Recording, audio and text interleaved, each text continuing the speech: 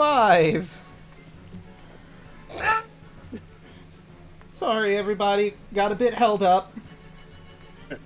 See. Yeah, the apology is entirely on me. I was out taking a walk, and then there was a car thing, and I had to go around. Didn't know there was some kind of a Christmas thing going on right now. Oh. Every road is blocked off. The place I normally walk to was also blocked off, so I had to go around. And then I walked through it to get to the speedway faster.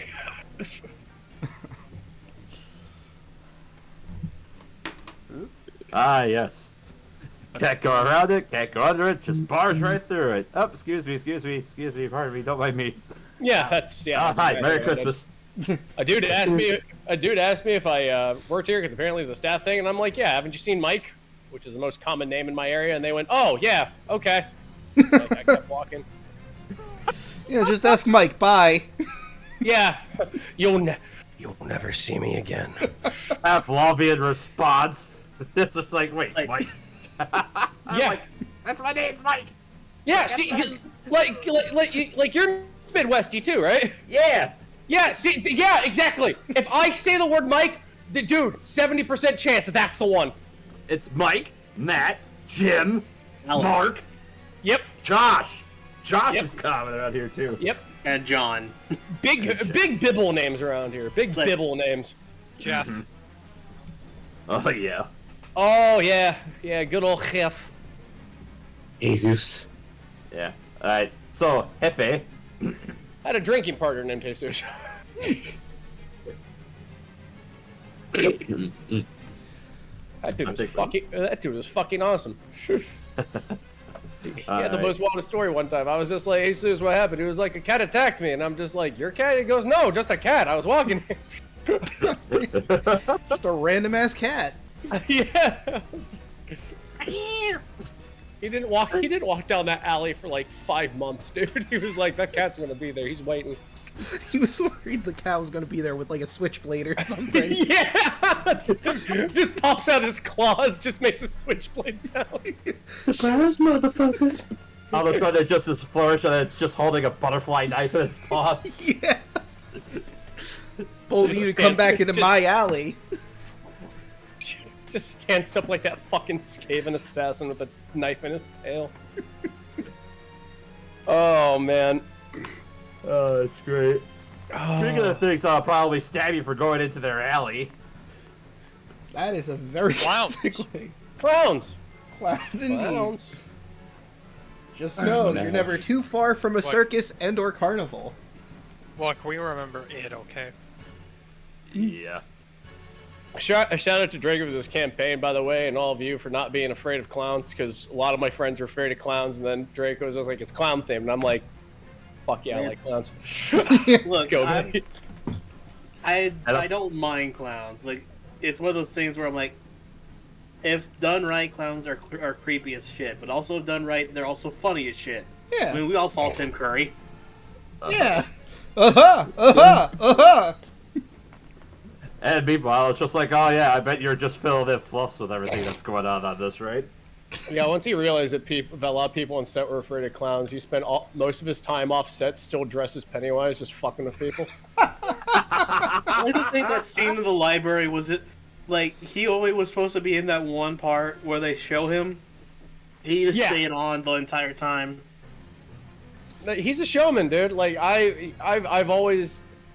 I'll tell it this way. Even, like, the shitty movies that somehow have Tim Curry in them, I'm always there for Tim Curry. He's in the same vein for me as Nicolas Cage. I saw a Christian movie about the rapture, only for the fact that I went, Nicolas Cage is going to be there. Because I'll never forget it. One of my old girlfriends was like, hey, you want to see a movie about the rapture? And I'm like, why the fuck watch a movie about the rapture? And then she looked at me and went, Nicolas Cage is the main character. And I threw my keys at her. I'm like, you drive. Like, go. It's time to go. What are you doing in the doorway still? It's time to go. We gotta watch him cage it up. And cage he did. Fantastic. You give him Why are you the supposed to opportunity be to there, cage, too? he will fucking cage. but I do believe it's time for it. Oh, sorry. If you wanted to. I just wanna make it known before we start, as you could consider D&D a game show. Today would have been Bob Barker's birthday. Rest in peace, man. Aw. Eh. Rip Bob He Barker. wanted to remove my dog's Legendary. Did. That was a huge Someone thing. pointed out that Bob died at 99 is so fitting because you're not supposed to go over $1. My God. That's good. Oh, I'm gonna tell that one to my mom. Holy shit! Holy shit, that's so fucking good. That joke is so savage, but he's right. I was watching a video about, like, wait, Bob Barker passed away? Oh shit, he didn't want to get past $1 either. So wait, I just realized before I get started something else important. You guys never got to hear Arachne's battle theme. Would you like to hear it before we get started? As part of the recap, yes. Play it on for me.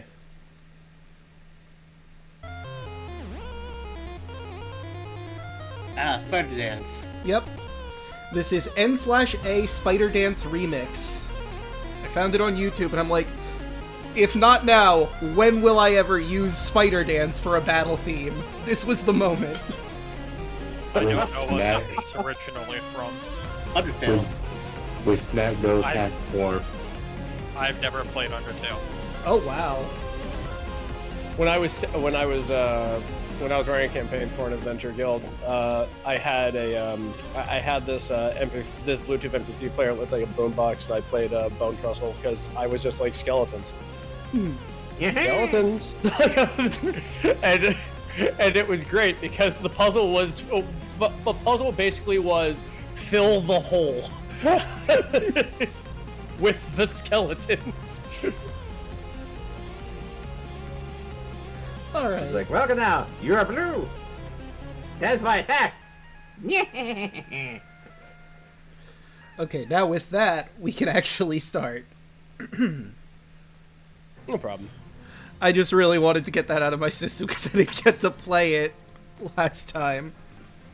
No, I get you. Actually, in that same vein, since you like Undertale music, remind me after to send you a song. I think you'll really like it. Will do.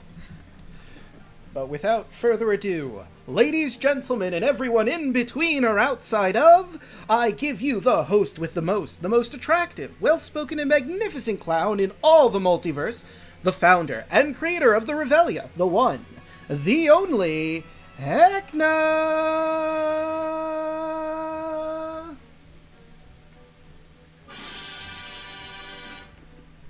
Raleigh Rune, everyone!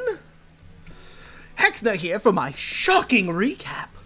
When last we left the players, Snack Bluescale the Drow Sorcerer, Lilith the Tiefling Bard, Watcher Nariadel, the Eladrin Cleric, Argyle the Dragonborn Fighter, and Red Moonscreen the Human Rogue, they managed to not only beat a candelabron, but apparently they also managed to take on Arachne and the web because my traitorous son's children attacked as well, leading them to breaking the Toymaker free!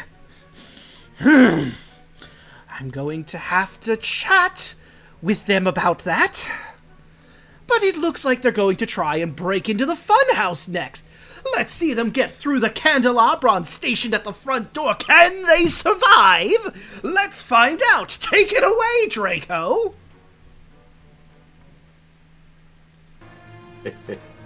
He seems angry. A bit. You should go to the casino and grab a drink. Casino isn't really running at this point, considering the blood moon. Hate to tell ya. He just doesn't have any options, really, for that sort of thing. But, another thing I, forgot about. Were you guys going to take a long rest at the Shattered Station before heading out, or just heading straight on out? I would long rest since Look, long rests are great. Yeah. Long rest. it makes sense considering that we did level up. I always think level up's equal a long rest. Yeah. I just wanted to be 100% sure that's what you guys were planning on doing before we headed out. Mm-hmm. Right, and where am I? Right, here we go. So feel free to restore your hit points, get all your spell slots back, all that fun, happy hoo-ha. And while you're resting, the Toymaker will tell you a little bit more about the lab itself and what he does know. Stefano, of course, translating. So I've only ever been allowed into the laboratory proper, so I can't tell you much about the actual funhouse. I could maybe give you a few ideas on some of the rooms' names, but that's the best I have. The lab, however, has, obviously, with Sophie there, she has a lot of wax and other various chemicals and bodily fluids in vats. I'd recommend staying away from some of them, though there is one that has a beneficial potion in it. I just don't remember exactly what it is that's in there, but it might be useful. Another important thing is the actual machine she uses to produce her wax blocks. It could be damaged to release a wave of wax, which she may use if she feels threatened. Like, seriously threatened. Though, from what I know of her personality, she's probably going to toy with you if it comes to blows to start. Well, toy isn't the right word. She'll want to use your corpses after the fact for experimentation, so she won't want to damage your bodies too much. Just enough to kill. As bleak of a thought as that is. I see. The other... Oops, sorry, go ahead. So, when you say releasing the wave of wax when she feels threatened, if she fights us, she'll toy with us. What exactly would threaten her? It wouldn't do to go ahead and have her spring her trap before we made our way. Well, like I said, she's going to want to conserve your bodies if it does come to blows. That's more of a last resort for her if she's really backed against the wall. Because she wants to keep her machinery intact, of course, to continue her work. But if it's her life or her work, she'll choose her life and release the wave. I see. Another thing to keep in mind, because she works with wax so much, the floor is going to be sticky. You will have some difficulty moving around in that room. Above game, if you move your full movement speed, you're going to have to make a strength or dexterity check of your choice, or you'll be stuck to the floor because it's so coated in wax.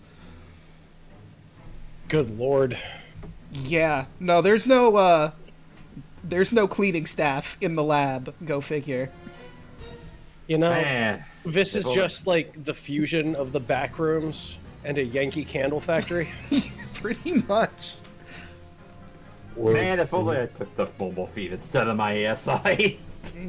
Was Snack had to make those checks?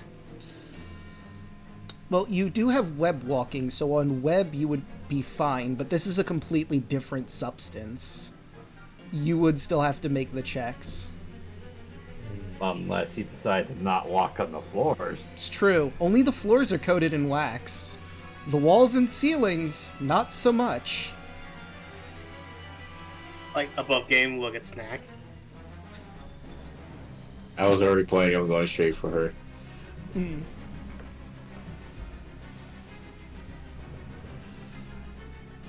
Another thing to consider. From what I'm hearing, it seems that a bunch of candelabrons are surrounding the main gate of the funhouse. She'll be mostly unguarded, but she'll probably have at least one still in the lab somewhere. And of her creations, she's most proud of the candelabrons, but the crawling creeps are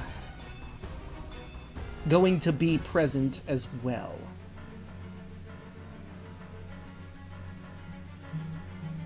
Creepy crawly, that was the word. Sorry, I'm more focused on my creations than hers. aren't like 90% of the things we've been fighting creepy crawlies, though, you think about it? I mostly meant the hands that move without a body. And also, I don't think she'd have any in the lab, but she is directly responsible for the corn slobs. There may be more in the funhouse proper, but they basically come about when she dumps out a project, a person's corpse that she doesn't have any use for, and Myrmidon's children pilot the corpse. So indirectly, she's responsible for them, but they may be around. We'll also have to deal with Snout while we're in there as well. Yes, I don't think you're going to be able to get to Snout yet, until Sophie is properly dealt with, one way or another. And about that, obviously, try if you'd like, but I don't believe she's going to acquiesce to any sort of deal. She's fiercely loyal and very vicious. Well, that makes my decision all the easier. She's going to pay what she did to Pinky. And also to Conrad. Oh, big guy. That actually reminds me, Pinky is still in the lab. I went to her whenever I could, but hopefully trying to break her free, but with the blood moon up, if she is still conscious and cognizant, she's going to be one of the feral thralls. I wouldn't approach, though I know you probably will want to see her again.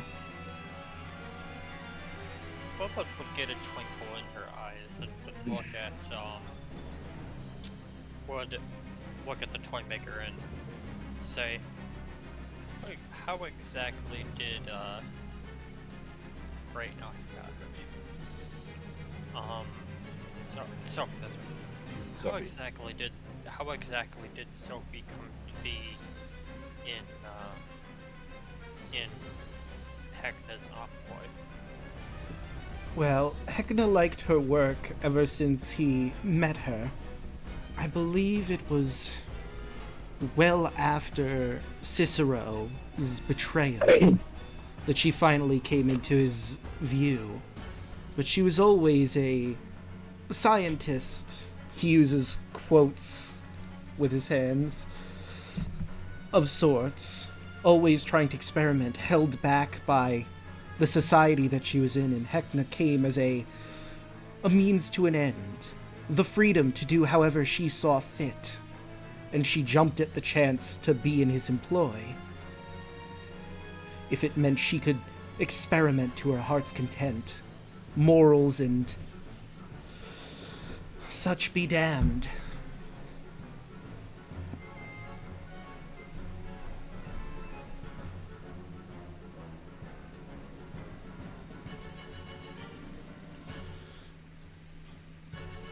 Should we? Both nods.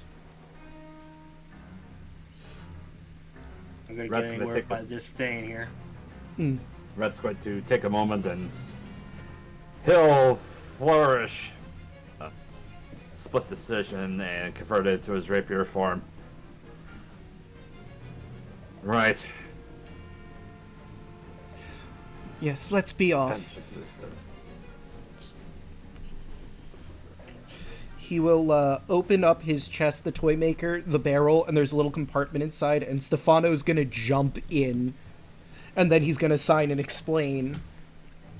It's easier this way for Stefano to translate, and safer for him besides. This way I have all my faculties about me, and Stefano won't be in danger of getting attacked. Smart trick. Oh, I almost forgot one more thing. In the lab, I was working on a Heckna's Handy Helper that was a bit busted. It's not properly repaired, but there's still potions in there. Meaning you won't have to pay tickets for them, you could just grab the potions from it. Good to know. And you all begin to set out as you make your way into the Revelia proper to deal with You might want Sophie. to use the stream, Jacob. What, the stream? Because I have it on. It It still should says be- start soon. Oh. God damn it. Oops. Well. Theater of the mind! Yes, that was all theater of the mind, everyone. We wanted you to stretch your imaginations. Yeah. I see everything. Anyway. Let me roll. Let's see what you find while you're making your way through on your mounts. Well, I'll re-roll that one because that's one you already saw and it doesn't make sense as he's working with you now. Ah, this is a good one. As you're riding through, you notice a group of 4 children of the candy corn manage to successfully kill a feral thaw, only to watch as the schnozzling detaches itself and begin to look for a new host. The children run off screaming, leaving you with this parasite. But you're on mounts. You can probably get out of there before the schnozzling becomes an issue. Can we just Yep. run it over? You can certainly... Trample it. Yeah. You know what? I'm going to roll for the schnozzling a dex save, and depending on how it does, will be if you crush it underfoot or if it manages to hitch a ride on one of your mounts. Let's see. So just a flat dex then, because it doesn't have trading in. Well, that's an 11. So you all just rush towards it, and it looks concerned as it lets out a worried "Ah!" And then as you trample it, you hear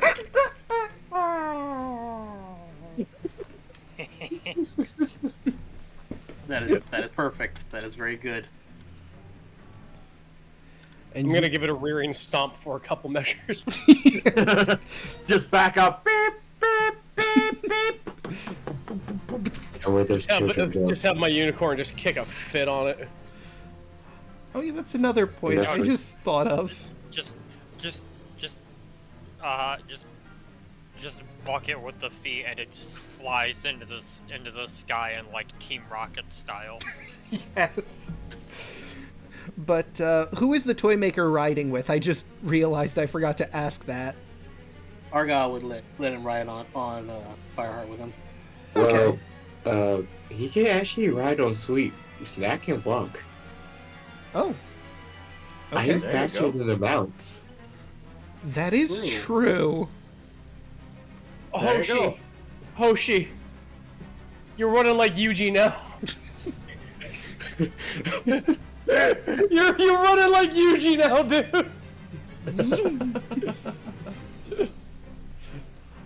Okay. You got a curse in everything. You started with Fairy Tail, you ended up at Jujutsu Kaisen.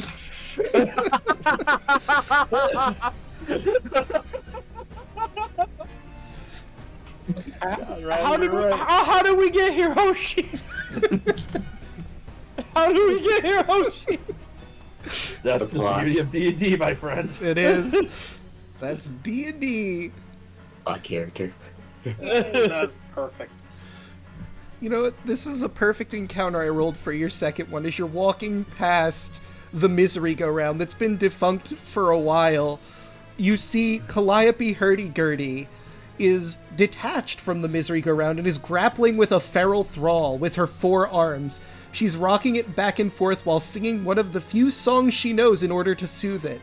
The music only seems to agitate the feral thrall further, but gosh dang it, she's trying.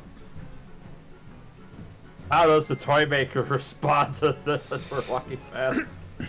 He looks very concerned at her and begins to have Stefano translate. Calliope, you might want to leave it alone. We're gathering. You know what? We'll come back to you in a bit and explain. We're kind of in the middle of something. She looks up. Oh, okay. And she waves one of her 4 arms. I'll see you in a bit. I'm gonna try and get this clown to calm down. Good luck! Do you want us to help her? I don't know, honestly. I mean, it might turn an attacker. It might be best if we take it down, but I don't know if she's going to get hurt in the crossfire. It's like... How to explain... It's like seeing a feral animal directly in front of one of your children. You're not sure how to respond, because if you jump at it, it could lash out and attack. I have an ability for this. I'll look at Snack. If I can get Calliope away, can you engage? Yes. Yes. Fantastic. I'm gonna ride up to Calliope, and I'm gonna hum the Fae song that I was teaching her. So she goes ahead and sees that yes, it is me. I'm just wearing the flesh of a dead creature in a baller ass robe right now, and I now have blonde flowing hair and just mint energy. Mm-hmm. And when I get close enough to Calliope and she recognizes me, I'm going to hold out my hand for one of her hands to grab her. Take my hand, dear. She'll put her hand out for you while rocking this thrall. And I'm going to face step. Face step allows me to teleport a creature. It allows me to teleport a creature appearing in a space of my choice, 30 feet. So I'm gonna move her 30 feet away and then scoop her up and put her on the unicorn. Okay. Oh, goodness. The thrall will then turn and begin to rush at you, and I will bring you all over to here. He needs the hammer to the face. As we change up the Roll for music, initiative. and we roll for initiative. Oh no! Natural one! Oh boy. Hey, this is the time to get it. True. Good start, Red. Ah, 19. I won't be able to do the funny man. I won't be able to do the fun. I wanted the fun. Actually, is this how you guys want to be arranged? I just had you in a basic position for the most part. You can rearrange yourselves properly. If I was riding by, could I be more above the thrall? So, like, right here or here? Let's say as I was riding, more here. Okay, so, like, right up there. Yeah. And then... And then I will drag my horse and my Calliope. There she is. Fantastic. I'd imagine the rest of you would also be, like, around this area. Mm-hmm. So we'll grab... We're gonna drag it. I'm gonna drag it, be like right here. Okay. So we'll be- Red's fine where he's at. I was probably like running up towards the thrall because I'm Okay. pointing you. Okay. And I believe I rolled for everyone except for Calliope, but I don't think Fair she's to going to say be a she's a combatant. non-combatant. Yeah, in this instance, she is not a combatant. So Argyle would go first. Argyle sees the thrall, jumps off Fireheart, lands right there. Alright, Nest, let's have fun. That's an 11, plus 4, I'm assuming, Rabbit. Oh yeah, What's that? Who are you giving the emboldening bond to? I would like to think by default I would give it to Argyle, Red, and Snack. Okay. So what is it, the extra for the roll? That's a D4, buddy. That's a 14 to hit. Just barely Actually, not enough. 16. Oh, wait, He's right, flanking. flanking, that's right. So 16 will hit. Yay! And stabbing. Plus 10. And I'm gonna do again.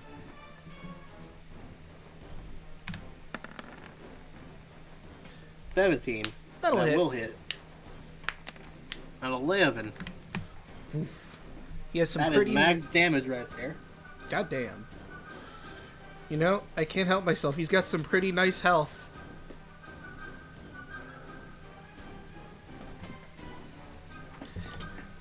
Anyway, Yeah, that's it for me. Watcher. All right.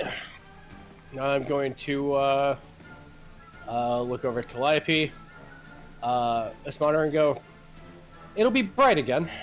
And I will snap my finger and throw a guiding bolt at the feral thrall. Okie doke. That is a 20. That's gonna hit. All right. That is 14 radiant. Next person to crack it in the skull has advantage. Okay. Oh.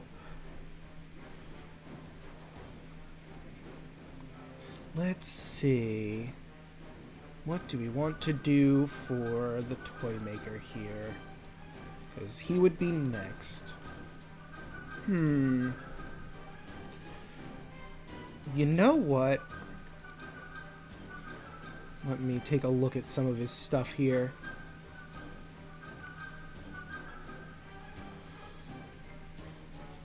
Where is his... He only gets one of those a day. Does he want to use it now?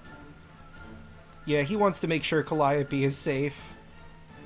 So, let me see. Is the 30 feet? How far away are you? 20 feet?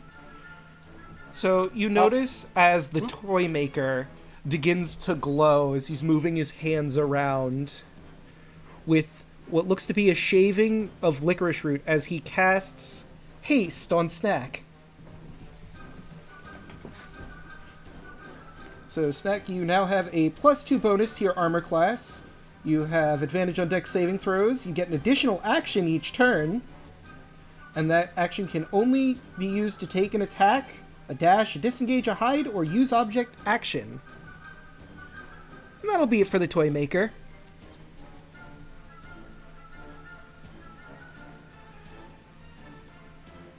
Please let's say survive until my turn. Let me put on the speedy boot for you.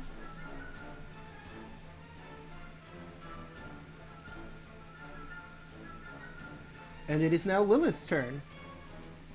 Okay.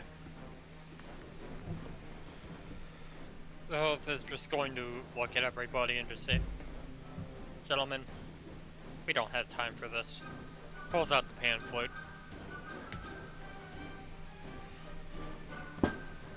I'm gonna do this 3rd level. Make me a wisdom save. He's getting spooky songed. Okay. How wise... Oh, wait, I almost missed the... There we go. That is a 7. 20 psychic damage, and he has to immediately use his reaction to move as far away from me as his movement allows. Alright, let's see. So, let's take a look. That would be 80 feet away. Here's a question. Will his movement attack do attack opportunity from both me and Snack? Yeah, Yes. does it allow that? Whisper, discordant melody, only a creature your choice within range can hear. Rank terrible pain, target must make wisdom save, fail. Must immediately take its reaction if available to move as far as its speed allows away from you. It's technically willful movement on its part, so I've always had opportunity attacks be allowed with it. True. And it doesn't say That it would does make use sense. its faculties to, like, disengage. It's a reaction, so he doesn't really have the Right, he wouldn't have the action because it's not on his turn, it is now. So then, yeah, he's gonna... This map isn't big enough for him to move 80 feet, but we'll use our imaginations to see, yes, he has moved 80 feet away, so Snack and Argyle get your opportunity attacks on him. Upper. Is it roll? But I'm roll 20. Yeah, it didn't roll quite yet. There it is. Eldritch Blast! Okay, 23 will certainly hit. 16 15. damage. 16. Alright, boom. And then that'd be 15, which also hits 9. for 9. He's still standing, but he is getting the hell out of there at Mach 10. You think you So, can run Draco, for me? if I could flavor the Distant Whispers, you remember that episode of Ed, Edd and Eddy where Ed was learning to play the violin? Yes. That's what he hears, just this cacophony of screechy, like, offbeat, off-kilter violin.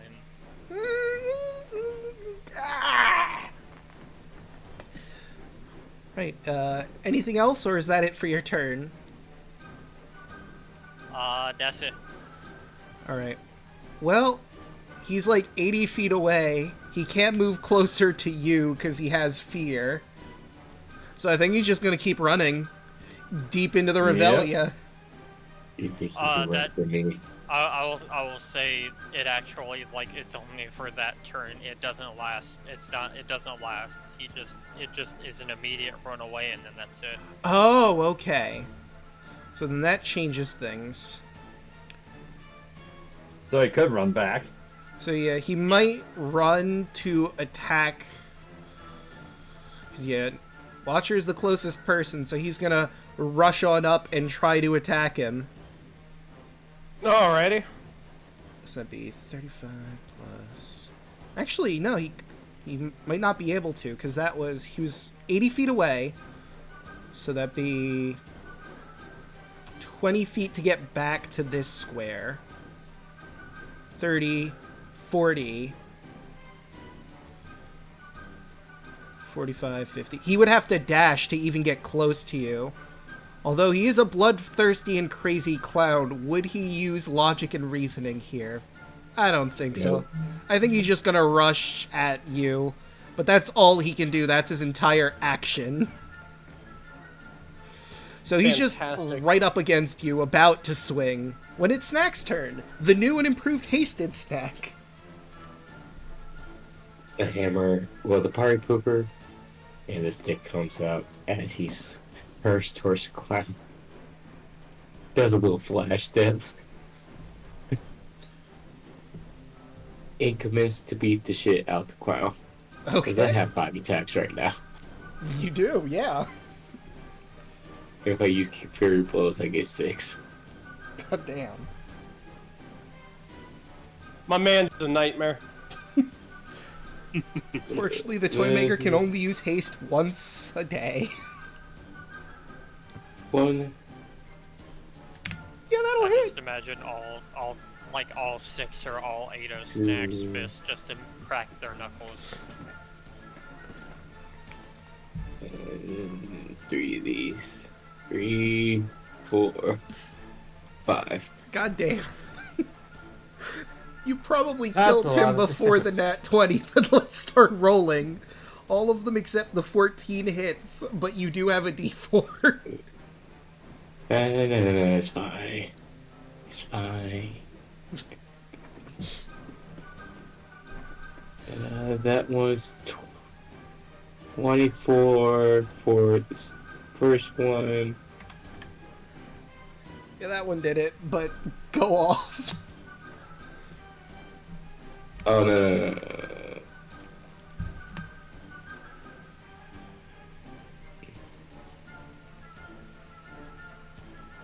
Oh. Okay. Stick. And then stick.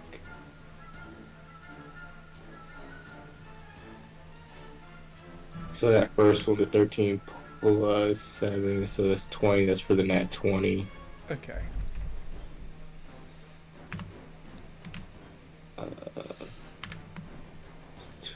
24. You know,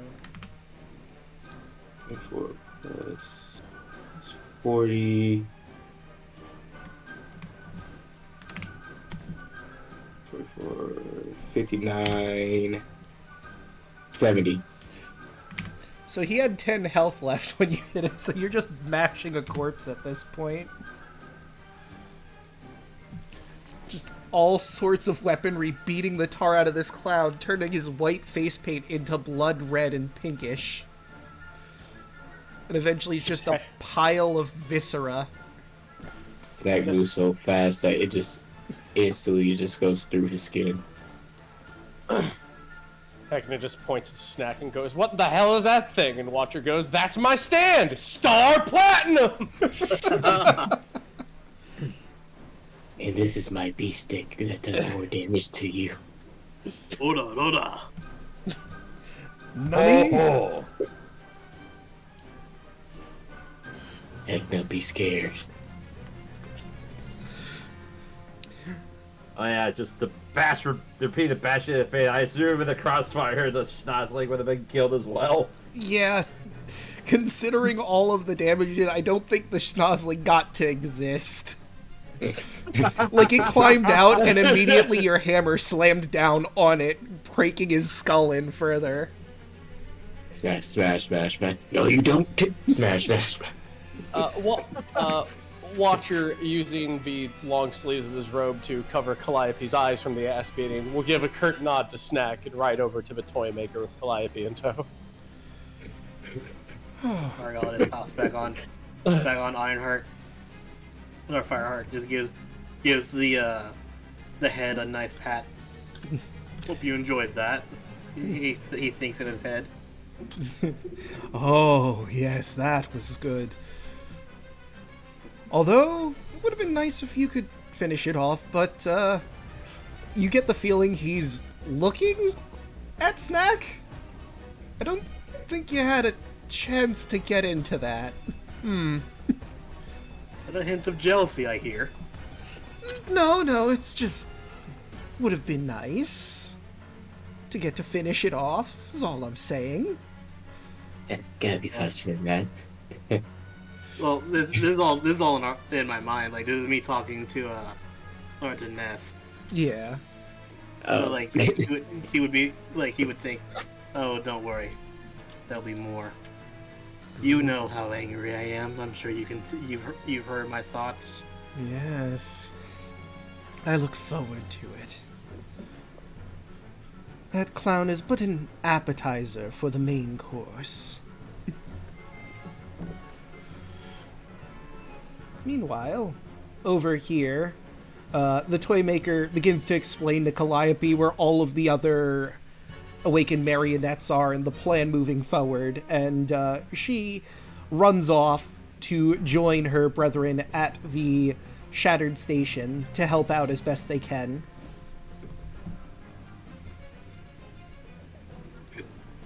And we find ourselves back to going towards Sophie. Boop. Let's scroll on up. Oh, and we don't need the turn order anymore. Let me clear that out. There we go. Right, so I will say, now that you've made it to this point, you do notice nearing the funhouse, there are about 50 candelabra on station directly in front of this warbling shape here, making sure no one can get into the funhouse. Fuck that. Nope. Not again. Well? Red just kind of looks over to the toy maker. And forgive me above game, but as Red's just kind of pondering about it for a little bit. No, how do you propose we try to make our way through there? Unless... if we make our way through the flop house? That was the plan, yes. We Excellent. have to go through the slide that you originally left it on. Only I and Sophie have access to it, so she's not going to expect you to come in from there. So of course I'll leave the choice to all of you whether you want to try and go in stealthily or if you want to not and try and speak with her. I will abide by everyone else. I don't think there's any mercy for her. Only justice.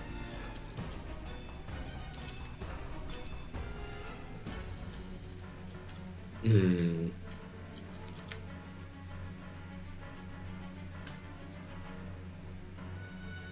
I'm not a fan of her. And as we start getting like closer to the Flophouse, Snack starts looking around for the vampire lady. Ah, yes. Your beloved Well, snacker. let me bring you into the Flophouse proper. And I will describe what you see in here. It's dark. Yes. Because, you know, the lights. You do notice, like, on each of the tables there seems to be, like, a torch to produce some light. But let me find what I'm looking for here. Ah, here it is. Under the heavy dull light of the blood moon, the Flophouse lives to its name slumped up against the funhouse, forming a silent sea of heaving mounds of wax and flesh. An army of 50 candelabrons crowded around the front of the Flophouse, blocking doors. Let me skip that part. The toy maker shifts nervously and says, "Come, we have little time. I feel hopeful. And if this too is but folly, perhaps I am tired of playing the game. Forgive me for my earlier hesitation. I've seen so many strive for this and fail. I could not help but think this would end the same manner. I can help you." As you're looking around the Flophouse, you do notice it is a lot darker and it is torn up. Obviously, the slot machines aren't working anymore because there's no power, thanks to the thingamajig's extraction. You do notice there is a Heckna handy helper knocked on the ground with a slot machine on top of it. The potions are fine. And this is a new type of thrill seeker that you haven't seen yet before. The sign reads, "Looking to spice up your looking to spice up your Revelian night? Introducing the Thrill Seeker Helper. You can get the potions for the 5 tickets as per usual. However, 50% of them are not what they seem. Potions of poison and filters of love have been mixed in. The potion you grab could be a potion of healing, or it could be something hindering, or add a little fun to your Revelian nights. Will you take that risk with a Thrill Seeker Helper?"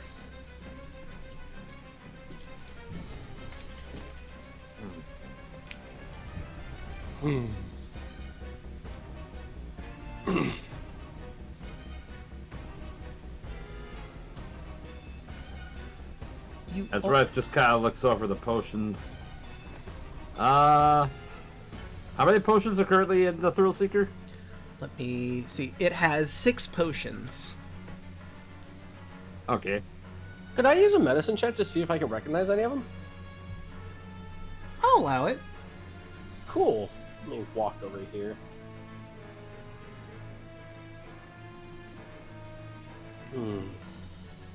That's a 25. So sure enough, you notice that 3 of them are in fact potions of healing. You can't identify the other 3 what they are, though, but you can clearly see which ones are which. More healing potions are these 3, but those 3, those are foreign to me, Red. Who here has West Arcana stat? Not I, said the fly. Nope. Although I have for some reason I have a +3. I'm a courtier chock full of Jesus. I don't got that. I have a +4. I also have the +4. And which one? Arcana. I am now up. I have 1. Fuck it, I'll roll, see if I can figure out the other 3. Alright. I hope to. Okay, so let me... Draco. Mm-hmm. Can I use my investigation just to study what the potions themselves look like, and if there are any defining features of them? Oh, sure. I'm just going to do some quick rolls to determine what ones they are. That's a 24 on investigation. 2. And one more, / roll 1d2. Okay, so I'll start with Snack. since his was first. Snack, you do notice the other potions, based on what you know from what your old man told you, there's some poison potions mixed in. It looks like there's one. And a poison potion is... It looks like a potion of healing, but it damages whoever drinks it with poison damage. The other two are filters of love, which make a person fall in love with whoever they see first. For you, Red, you notice the differences are actually quite clear. In dark lighting, it's a little difficult to tell, but with your trained eyes, you can tell that a potion of healing is a red color. Like a very clear red. Mm-hmm. And then with a potion of poison, it's a much darker red. It looks similar enough that, again, someone without a trained eye or knowledge might confuse one for the other. But the filters of love that you don't know yet are filters of love are a very pink hue. They're a very pink hue, and specifically, does it look like there's like a tiny little heart that kind of floats its way up in the trail inside? There is indeed. There's two filters of love. The pink ones with the heart in center. Excellent. Those two are filters of love, and that one's a poison one. Yes. Red will just kind of say, I think I'll hold on to these, and he'll take the two filters. They, What's even the though last it's one? trapped, they're stuck in the thing. You have to pay for them. They are Oh, I 5 thought they red were- tickets. Oh, I thought you said, the toy maker said that they were still free. Or Oh you no, just try there's 'em out. God, there's that one makes he's sense for working you, on in his workshop that's in Sophie's lab. These ones you have to pay for Oh. because this one just got trapped recently. Master of tickets. I'm just gonna look over to Mac. Yes. Our treasurer. Would you be able to acquire some potions for us? Have many. All of them seem pretty useful. If you can afford it, of course. That makes so much sense for you, that potion of poison. Jesus Christ, what a rogue trick. Yeah. If you weren't looking, you'd be screwed. There's, what, 6 tickets altogether? Yes, Five, six- six potions total, 5 tickets each. So 30. Mhm. I hand you 30 tickets. Excellent. Red will insert the tickets into the Thrill Seeker and acquire the potions. So, for the point of order, the potion of poison does 3d6 poison damage, and the person who imbibes it must make a DC 13 con save or they are poisoned. At the start of each of their turns, while they're poisoned in this way, they take an additional 3d6 poison damage. They can repeat the saving throw, and on a success, the poison decreases by 1d6. The poison damage will end when the damage it does to a person decreases to 0. It is a dastardly potion if you can trick someone into drinking it. You know what? Red actually will hold on to that poison potion. And you also notice with your investigation, there are 2 potions that have rolled out of the juice bar in the chaos of the red moon. They're What do these potions look like? Felix Elixir. Let's see. Let me find... Actually, there's an easier way to do this. I will roll that out for you to see what was casually left here. Real quick, if Stack is buying all the potions, the one wants to pocket those filter of love potions. Of course. Red Roll will a sleight extend of them hand to- to hide them if you're trying to sneak them away. Unless Red wants them, then he can have them, or we'll see Well- if they want to split them. If it looks like Lilith wants the filters, he'll give them to her. I have plans.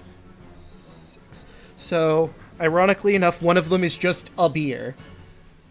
It's in a limited edition cup that's like a weird amorphous glass blob filled with beer, but it's just a run-of-the-mill beer, and then the other one is a cotton candy cocktail. Martini glass with a little tuft of cotton candy on the top. Was that one of the drinks from Felix's, or is that From something different? Felix's? They both are. Oh. I'm actually looking at the moment at Felix's list.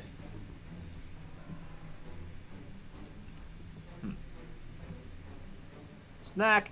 As Red will just kind of look over. Huh? He'll kind of lift up the two glasses that are just kind of sitting over here. How old does that beer look, by the way? Not too How old. old does the beer look? It It's looks cold? like it's been very recently poured and it's still cold. Snack looks at I love magic. cotton candy cocktail and his eye dilates. He'll extend it out towards Snack, and he'll just kind of raise up his glass, and I guess he'll down the beer. Tastes good. Snack takes it and downs it.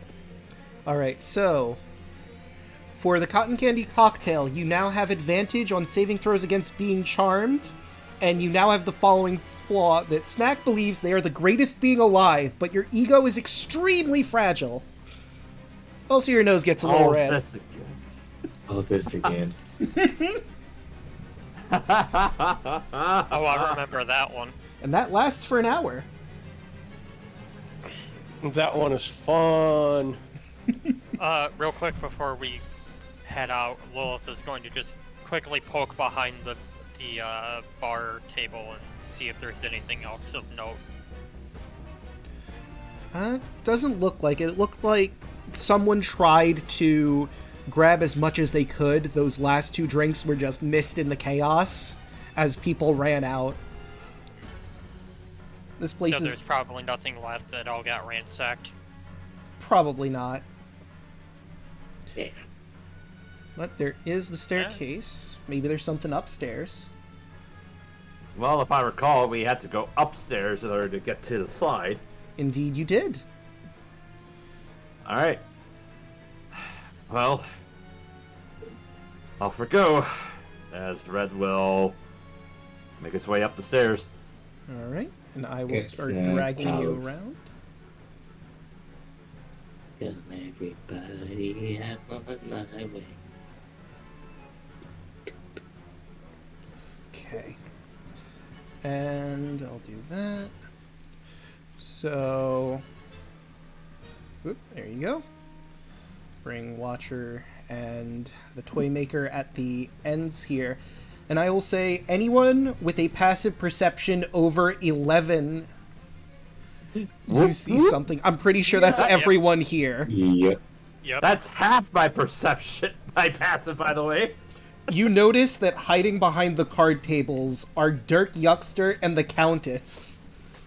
They seem to be Argo- watching you, but they are hiding. Fire a warning shot right here, Yeah. where it, like, he pulls out the crossbow, fires a bolt. It deliberately doesn't hit him. Her, but yeah. Countess? Or Yuckster. her. Red would just cross his arms as he makes his way up. No point in hiding. They will walk out from behind. Go, you're the ones that caused this blood red nonsense, aren't you? Are you safe? Don't worry about it. Don't worry about it. I don't know what you're talking about. Not even regarding the did you cause the nonsense. I'm asking. Just are you well? Are you safe? I mean, for the most parts, I guess, but listen, we've seen you come through here. We could tell Heckna what's been going on, but I mean, you know, this might blow over eventually. We might be persuaded to keep quiet about it. This is all we're saying. Argyle just looks at him. If you guys value living, you'll move on and say you didn't see us. Snack slams the hammer into the stick into the ground and stares at them. roll intimidation with advantage because of that. Oh, I can do something. Thaumaturgy. I'm gonna make both of. I'm going to make any light. Are there any lights around here? Or are they all electrical that are out now? So there is some lights. You do notice like a lantern with a candle on the card tables and one over here on the roulette table.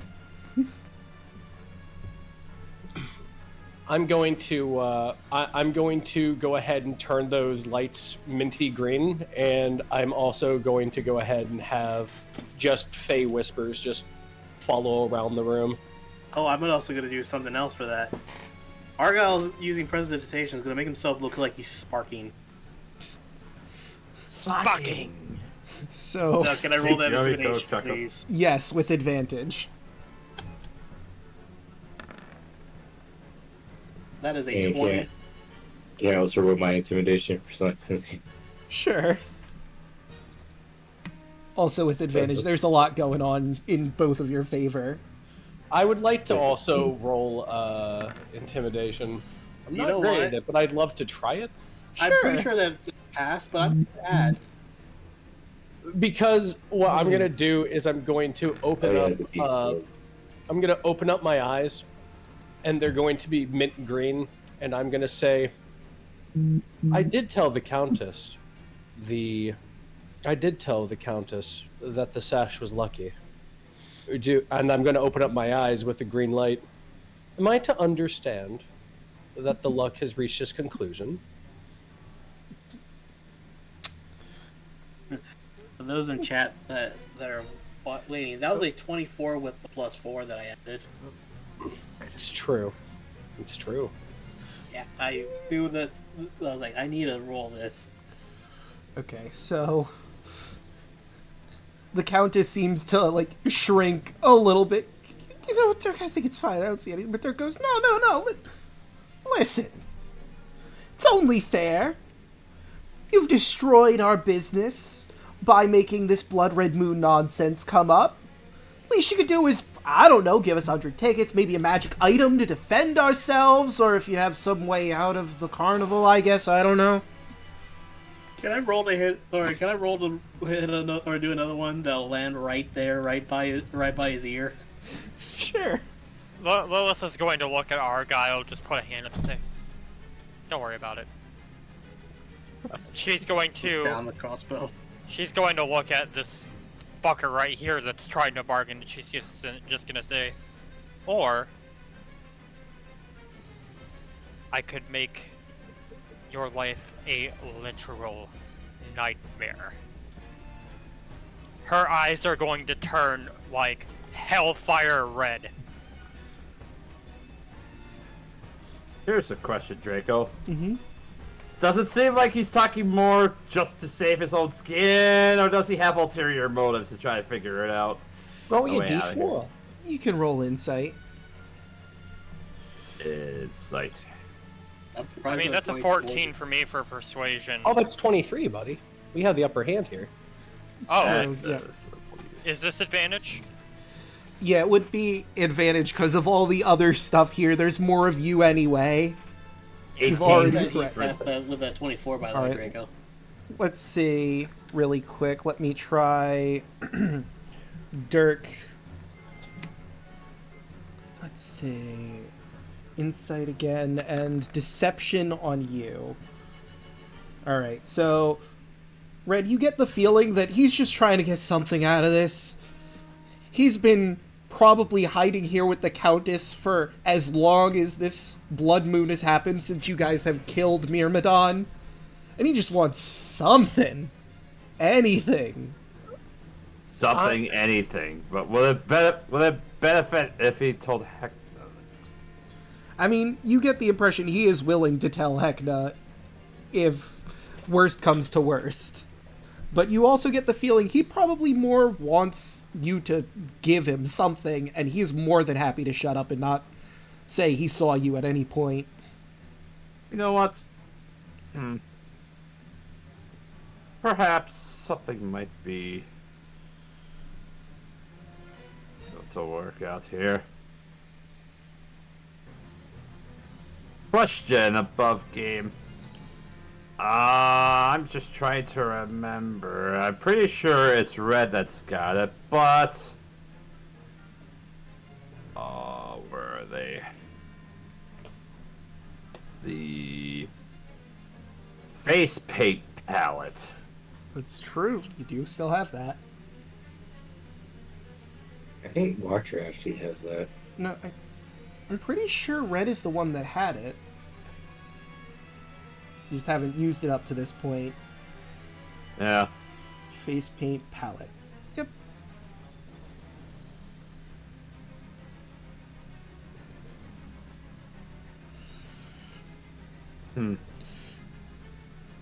They want weapons, though, to defend themselves. Something that could help them defend themselves if you're going to give them any magical item. Well, it could help defend themselves. If they sneak out with a sneak. Snack pokes red. Pulls out his only fucking dagger that he never would use. Oh, right, that. Sure. Red will actually take the... I'm assuming he's referring to the +1 dagger, right? Mm-hmm.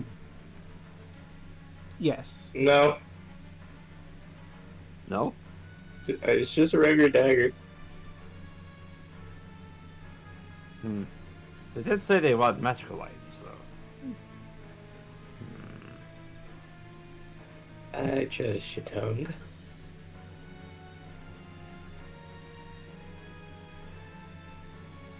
Magical items, actually.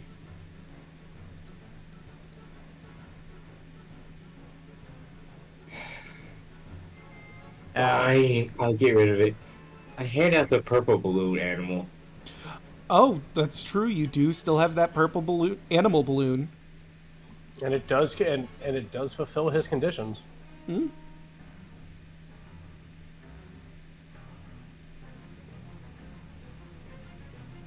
And it can protect them.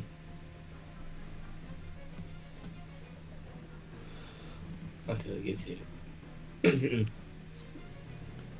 I would be willing to take something. You seem like a nice group. I'm gonna regard the Countess with just a look. With a 23, let's boost that a little bit. A 24. How frazzled is she? She's pretty frazzled. Her hair's all at odd ends. She doesn't look like she's been very comfortable for the past while.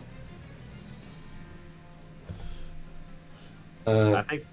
I was trying to remember, Rabbit. What... Wasn't it like a sash or something that you gave her? Yep, it was one of Watcher's sashes around his robe. Does she still have that? She does still have the sash. Countess, Yes? where will you two go? Somewhere safe? Well, I suppose we'll try to hole up somewhere if this place doesn't work. Can you defend yourself, if need be? Are you skilled in any weapons? Archery? No, I'm not quite an archer myself, but she'll smile at you, showing her sharp canines, and pull out a chain she has. I do have these, of course. Very good. I do want to go ahead and prevaricate that I wish the both of you well. This dark time will soon pass, and when it does, I wish that you two are well and unharmed. If you can, please fulfill my condition. Can you do that for me? I can certainly try. Of course. Go with my blessing. They will take the animal balloon and they discuss it for a little bit. Oops, sorry, go ahead. That will stop the Countess too. Uh, if you ever see the vampire lady that was downstairs, tell her the snack is looking for her. Oh, Jemmy, I see she's caught your eye, eh? I'm afraid I don't know where she exactly ran off to recently. She's probably outside somewhere. If you see her again. Right. Well, I'll make sure she knows. Then Snack is going to use prestidigitation and clean her up. She'll definitely appreciate that. As the two of them take the animal balloon and head downstairs to discuss their next steps from here, while you do whatever it is you're going to do up here. They didn't see anything. Red Bull then turned to the toy maker. Well, I'm glad that went well. Not everything needs to come to blows. I just hope that it was the right choice. But if I find out they did cross us, well, we'll cross them back. Tenfold. Despite everything that we've been through in this place, I still like to go ahead and seek out peace if necessary. That's fair. I mean, the Countess was a reasonable hostess, I'll give her that. True. Also, when it comes time, that sash will be a good identifier of at least my favor. All right. Let me get you all in here. So, Of course. the slide is going to be a bit of a climb. It's 50 feet up. It's a little greased, I feel. So, above game, you're all going to have to try to move your movement through that. Since it's 50 feet, it's basically going to be 2 checks. You're going to need to either make an acrobatics check or an athletics check, each of you. It's a DC 16, and if you fail, you're going to slide back down the slide down to the bottom of the flophouse and have to try again. Please tell me it makes a glass squeaking noise the entire time. Yes. Alright. Acrobatics number 1! Wait, oh no! That's a 7. So yeah, Red, you try to climb up on your hands and knees and immediately... Shoo! Mac will bop Red on the top of the head. You forgot what I just got turned into, right? Hey, you're about to do something that's gonna help us all out. Nod. Wait, I can't do it with this kid. Can't do it with this token. Oh, that's... Oh, wait, I never put your new token on the map, excuse me. Let me grab your actual token. I switched it everywhere else, but I guess I forgot to do it here. My bad, let's change that. Whoop. And here you are. Snack will go into his hybrid form.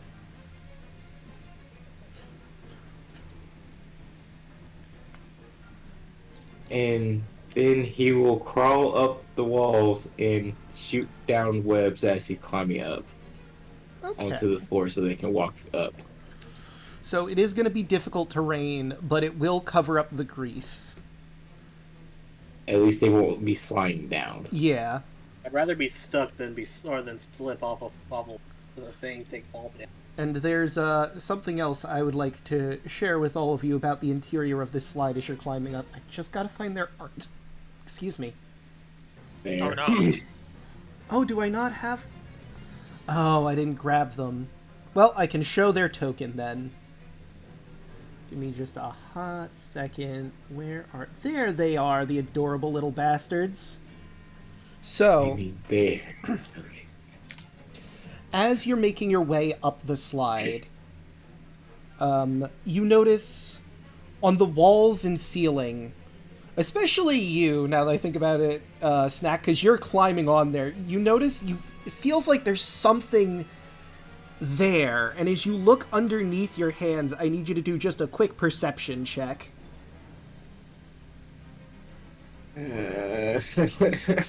Oh no! More popcorn!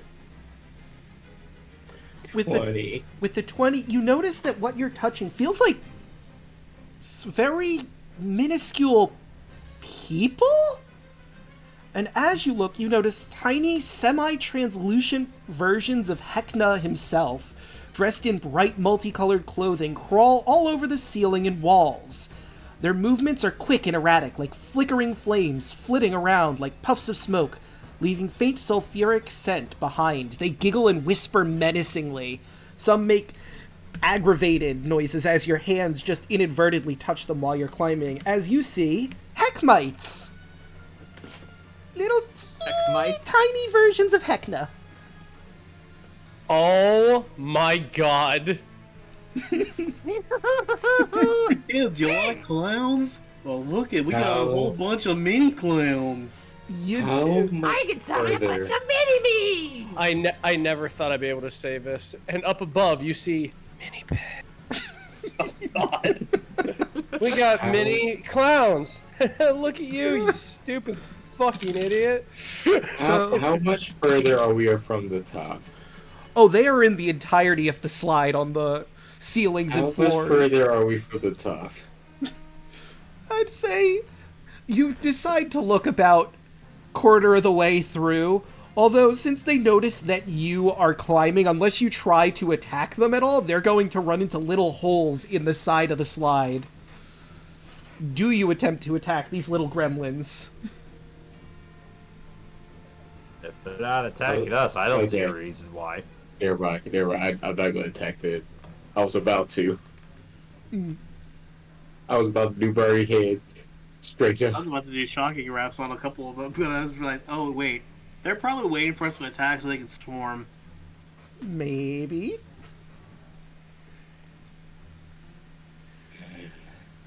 I just keep climbing. Alright.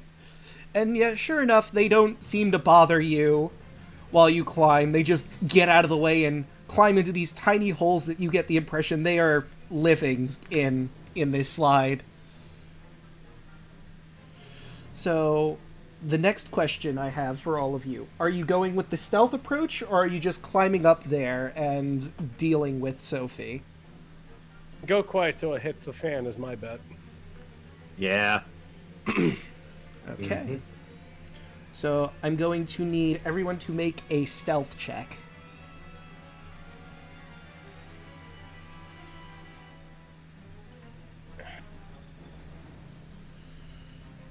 One D8. Yeah, I think you're fine, Red. Plus D4. 20. Let's see what I got. I don't know why it says heavy armor. Yeah, I don't know why either. You shouldn't have a heavy armor. No, I have a scale. That's about it. Scale heavy? Hold on. Scale's not heavy. It's I don't medium, think. but I still think you have disadvantage. That's yeah. what it is. So, yes, Oh, scale that will give must be what it is. disadvantage. It just weirdly says it's heavy armor instead of saying you have disadvantage. But that must figure. be its default option. Yeah. So let's see. Let's see. Lilith had a 14. Hold on. Let me roll a d4 for this just to see. Yeah, it's a 10. If I guidance myself beforehand, I could give it another 4. It's true, but you didn't say. And also remember, the Yeah, emboldening I didn't bond is say only either. 3 people. No, guidance is a cantrip. Well, yeah, guidance is a cantrip, but the bond is just for 3 people. Yes. And you said it was for Argyle, Oh shit! Snack, Yeah, and- yeah, that's right. That's Yeah. right. Yep. Sorry. Yeah, we still have to Ah, get me used to folly. it. Me folly, boyos. Okay, that's gonna be an 8. It's gonna be an 8 then. Okay. 14, 8. So I'm gonna pull out from the old Matt Mercer book. You feel like you're being stealthy. You feel like she probably can't hear you. Oh, when Snack goes through, I'm going to just stay to the walls and the ceiling. Okay, so I'm going to grab all of your tokens, and we're going to go into the lab proper. And you arrange Okay. yourselves in the order that you've come in. I believe Snack would have been the first, just out of the sake of it. Followed closely by Red. Okay, then Red. So, where... Oh, there you are. Okay. So, I will now bring you over to the lab. And let's drag down. So, you would have seen before anyone, Snack, that Sophie was by these cauldrons here, and she hadn't noticed you. But it seems she heard some people from the slide, and immediately, again, still without noticing you, runs over to here, where this desk is, and looks towards the slide. You have a moment to try and hide again. I'm gonna just crawl on the ceiling. Okay. So we'll say... And try to get above her as much as I can. Alright, so we'll say you're 30 feet in the air. Well, that you're on the ceiling 30 feet. Okay. That means I got 20 feet of movement left. Red was next. And he got hit 28, so she didn't know about him. Who was after Red? I'll be behind Red. Okay. And you rolled an 8. Yeah. So you're about when she starts to notice that people are coming in, and she immediately booked it to here. Before you got up to the top of the slide. And Watcher, you would see... Actually, you know what? I'll let Red move where he wants to, since he's also still not noticed. Like here? Okay. Managed to duck underneath this table over here that seems to be a mold for wax people. Mm-hmm. Wax people. Wax people. Melts like wax. Punch like people. Argyle would, when he comes down, he moves to there. Okay. And you would also have been noticed. And so you come into the room, Argyle, Watcher, and Lilith, and you notice Sophie standing behind this work table, strewn with mechanical parts and a half-built gnomish marionette. One of her hands rests casually on the table. The other she clutches a small glass vial, the contents of which she immediately downs before dropping the vial onto her desk. And she smiles. Well, well, well. If it isn't the vermin, crawling up the pipes now, are we? Pathetic. You're playing with fire, you know. Oh, and you know what? She wouldn't have her full setup on at this point, as she greets you, so let me show you what she looks like without her mask. Miss Sophie, the Chandler of Flesh. She looks like a character from Magic the Gathering, but I can't put my finger on it. Chandra. Chandra, yeah. Oh no, I was thinking, what the fuck was her name? Braids. Right. She looks like Braids with Chandra's hair. I don't know why I was thinking Caroline. Jaya Ballard is also kind of close too.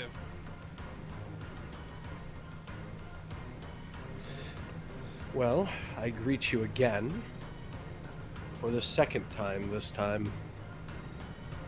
Am I to assume that you are still in league with Heckna? Or is it his business partner? Oh, I am absolutely in business with Heckna. He lets me make all these wonderful creations you've seen here. But tell me, what is your endgame? I'm curious. You've gotten this far. To restore order of this twisted part of the Feywild and save my people. Where's Conrad? Ah, Conrad, that was a fun job. Oh, I believe... At this point, I think we left him in the funhouse somewhere. That's right. You know, it was on the tip of my tongue. I could have swore I've met you before. You were here when Pinky was brought back in, weren't you? Ah. Bitch. You keep her name out of your damn mouth. As he has red flourishes the split decision. Oh, well, I guess... Matt just keeps quiet and slowly moves closer. Well, it seems like we're going to have a bit of a falling out then, huh?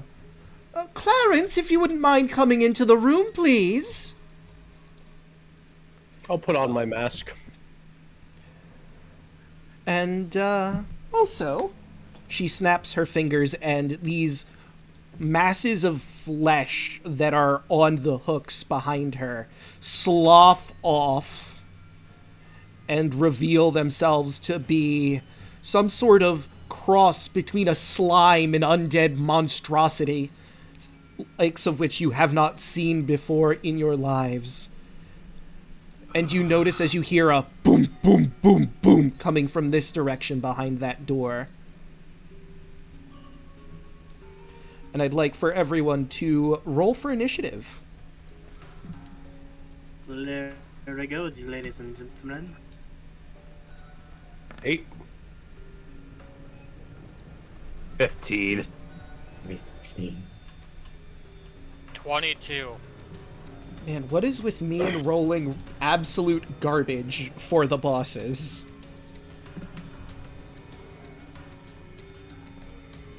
If she lives that long. Well, I'm going to go ahead and, Draco, can I say that since enough time's passed, I'm going to use another charge of this emboldening bond before we begin? Oh yeah, I'd allow you to re-up it. Fantastic. Thank you very much. Did it not go? I thought I rolled it. Oh, I guess I didn't click it properly. Oh no, there it is.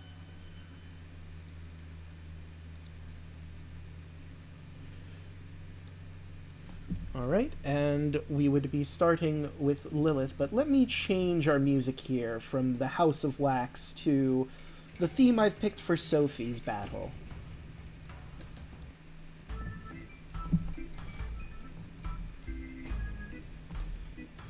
And Lilith, what is the plan? Well, ladies and gentlemen, I think you know what the plan is. Before Lilith does anything, she's gonna look at Sophie. You know, in any other situation, I'd actually try to convince you to ditch Heckna. Maybe work for Asmodeus. The fire in the hells is certainly a lot more entertaining than this. But since we're here, well,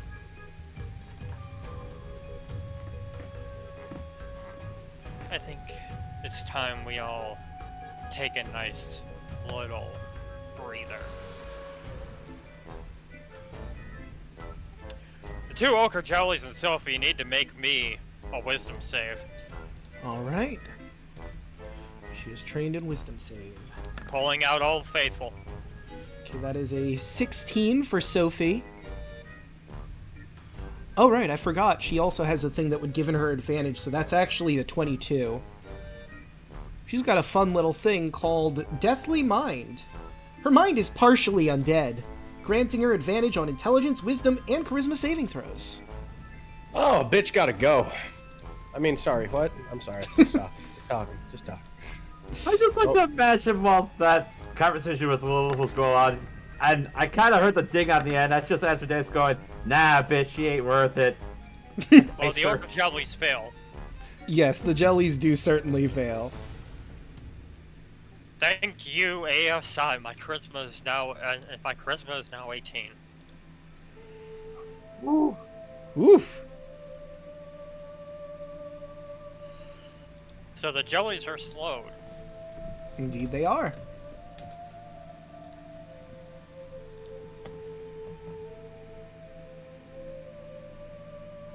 And ladies and gentlemen, that's not all. But wait, there's more.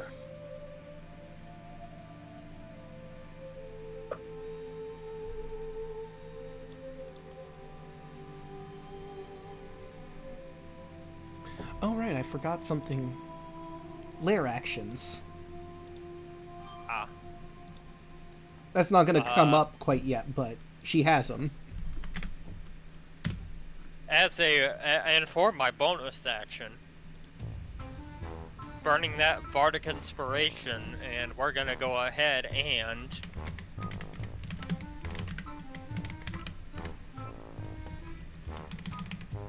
Argyle. Red. Watcher, and I'll target myself because I believe I can target any number of people. So we'll choose the 4 of us.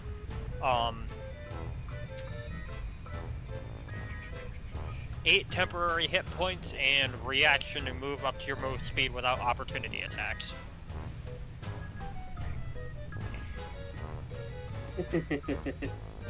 Five, 10. That'll be it for me. Actually, wait. Yeah, let me move right here for you. That'll help out. Let me just make sure everybody's just A-okay. He's going right on the front line. And Lilith is gonna just get in this corner and she's gonna end turn. Alright, and now it's time for all of the fun that you can encounter in Sophie's Playhouse. Let's see, what is she going to start off with? It's miserable in Sophie's Playhouse. Yes. Exactly. Please tell me she has a severed head that's just Chomby. It doesn't speak, but she certainly has one. I was about to say, because I saw Sophie's Playhouse, and I'm like, oh my god, if all this is just Pee Wee Herman, I might buy the physical copy of this book and put it on my shelf. Sadly, it isn't. I just put in Sophie's Playhouse because I'm like, this fits. It does. It does. Let's see, that is 10 feet. Note that I purposely didn't choose Snack because as far as we're concerned, she hasn't seen him yet. True. So, in this spot right over here, a geyser of molten wax shoots into the sky, and everyone 10 feet of that point, which would be Watcher, Red, and Argyle. I need all 3 of you to make me a dex saving throw. Oh boy, I'm Nat 20. This. Goddamn. 22. I have evasion.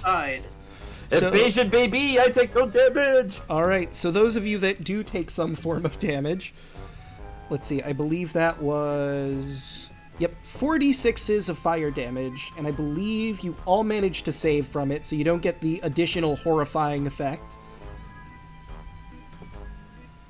So you do 46s. Cut in half, so that would be... It's 8. 9, because we round up.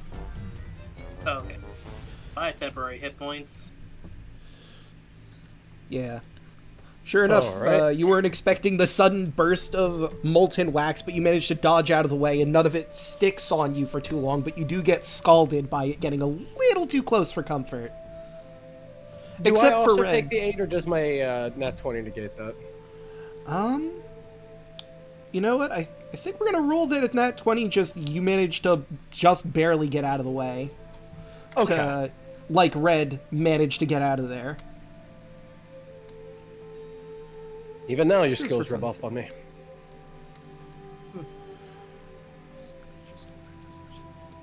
All right, and that is it for Sophie's Playhouse. Snack, what are you gonna do? The drop. Oh yeah, the drop. Just Spider-Man Sam Fisher just lowers down right behind her. Spider-Man's. Wait, can I do that? I mean, there's nothing saying you can't. That's a hunting tactic, one of my favorite spiders, but that's up to Draco at the end of the day. But Which one was it? Lower myself down using spiral webs. Mm-hmm. She is focusing on this section of the room. She has not seen you yet. Okay, so I will lower myself down with spider webs, and right when I get right behind her, while I'm still connected to the spider web, I am going to swing the party pooper and the stick at her. Okay. Let the bunketing begin. 20. A 20's gonna hit, yeah. For 16 bludgeoning damage, and I need a DC 17 charisma saving throw. Alright, let's see how she do.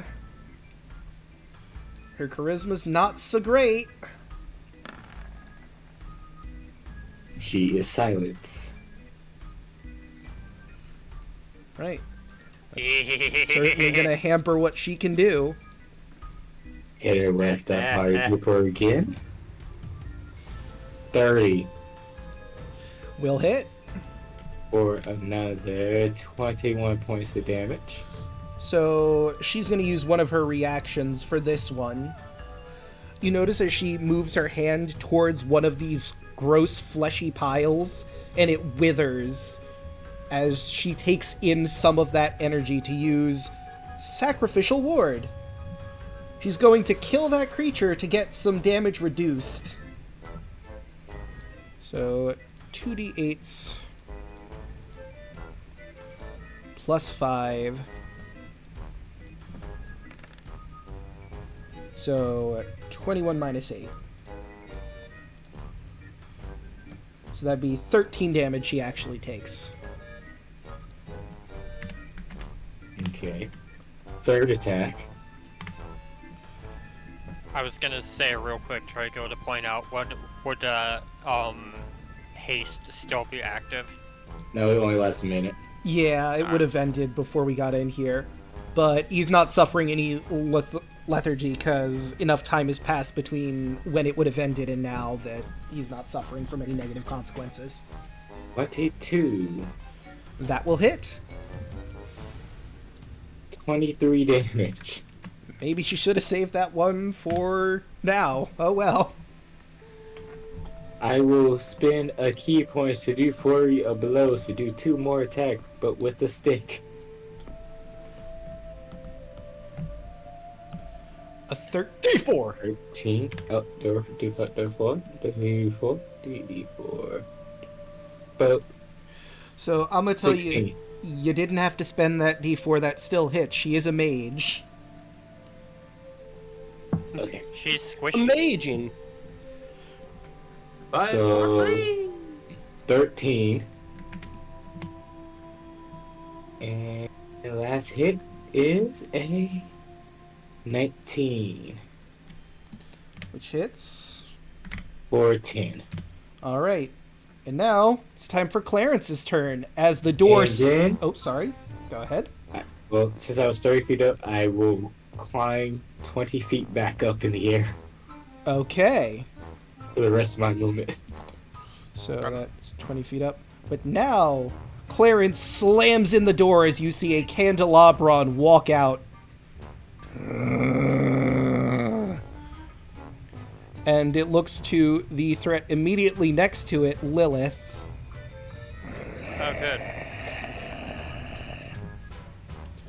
And he's gonna glop you. Oh god, that's a natural 20. Oh my god. Not Hang again. on a second. Hang on a Oh. second. Silvery barbs! Let's go! Yeah. So let's see, he has to re-roll. You could also he could also be the 16. It would still hit me, but it wouldn't be a crit. Okay, that's fair, we'll do that. But if you instead. want to roll again, that's fine. No, we'll go with the 16 then. You're going to take 6 bludgeoning and 6 fire. And I need you 3 to make fire, a... because I'm resistant. True. And I'm going to need you to make a con saving throw.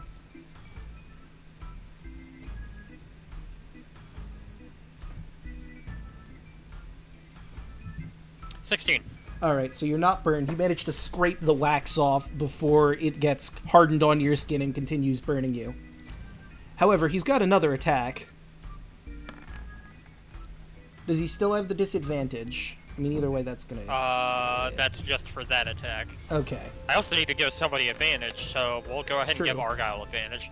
All right, and that is going to be 8 bludgeoning and 3 fire. It's not great, but And you're going to need another con save because this is more wax getting bodied onto you. that's a 4. So you are now covered in wax, and it is singeing your flesh. You're going to take 2d4s of damage at the start of each of your turns. Creature with a healer's kit can take an action to treat the burn with a wisdom medicine check, or magical healing can also get rid of these burns. It's again, I'm resistant to fire. True. So if anyone was going to get glomped with wax, you're the best person for it. Argyle, it's your turn. He smacks Lilith and she gets covered in wax, but she just Brock Samson faces at him. You're trying to burn a tiefling, you're gonna have a bad time. It's gonna take a while. It's like charcoal. Yeah. This person gonna get hit. Like, can't really see who that is. Filter. I'm sorry, you cut out a lot. What was that? Saying this person's gonna get hit. I don't know who this is, I just see that they're in front of me. So that is the Heckna's handy helper that's on the desk that's still broken Oh, okay. with the potions in it. That's the undead ooze that's right here. Yep. He's gonna move right here. Then. Wait, isn't there supposed to be 2 of them? Yeah, she No. ate the other one to not take as much damage from Oh, Snack. Okay. Yeah. Yeah, fuck Actually, her wait, up. no. I will stay right there because if I hit it right here, I don't hit. Actually, I won't hit Snack anyway because. I'm 20 feet up in the Yeah, air. he's 20 feet in the Yeah, air. I'm just gonna shatter. Okay. 11 psychic damage or thunder damage. Sophie's con save. That's a 13. Which I believe does succeed, so she's going to take half of that. And then bonus action, hit because I can reach that guy. And the jelly, Second attack. 19, so they both managed to save. 20 will hit.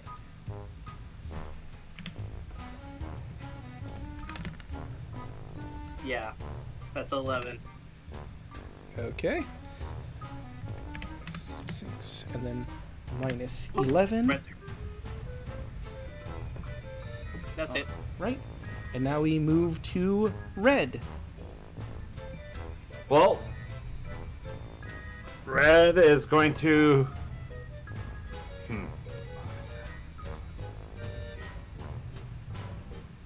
Considering how bad it was, he's gonna, with a bonus action, flick around the split decision into the crossbow mode.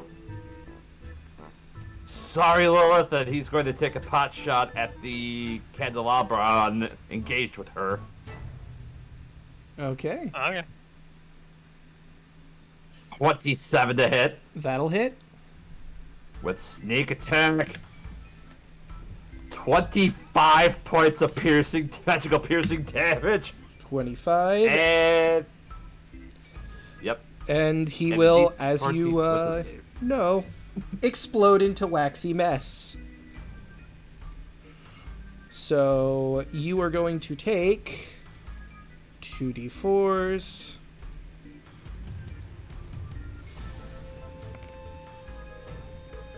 So you're going to take 3 wax damage as he explodes out all over you. And let's see, that's a 10-foot radius sphere. That might also get Argyle. Let me just double check before I roll his wisdom save. No, he's out of range. Well, it's Yeah, a well, 10-foot it's radius only- sphere. So, like, if you go from the center of his body there... Oh, no, never mind. You're right. So it's that area right there. Yeah, and that's even from the edge of it, that's still not. Yeah, for some reason I thought it was bigger. My bad. Anyway. How about that wisdom save?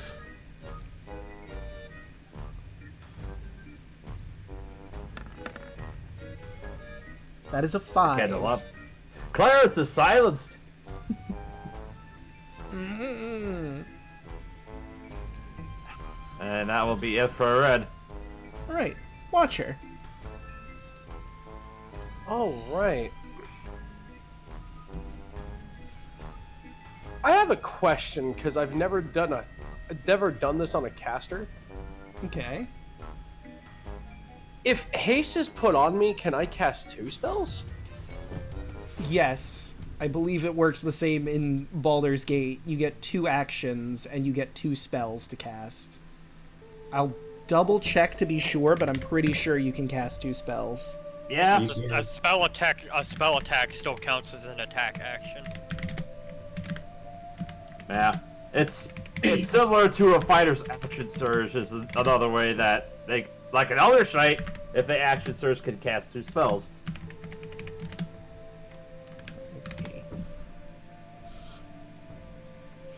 Oh, wait. Let's see. This is from Vintage and New. Would haste spell allow you to cast a singular weapon attack affecting cantrip? So the haste spell in 5e that targets a creature gains additional action for each of its turns. That action can only be used to take the attack, 1 weapon attack, blah, blah, blah, blah.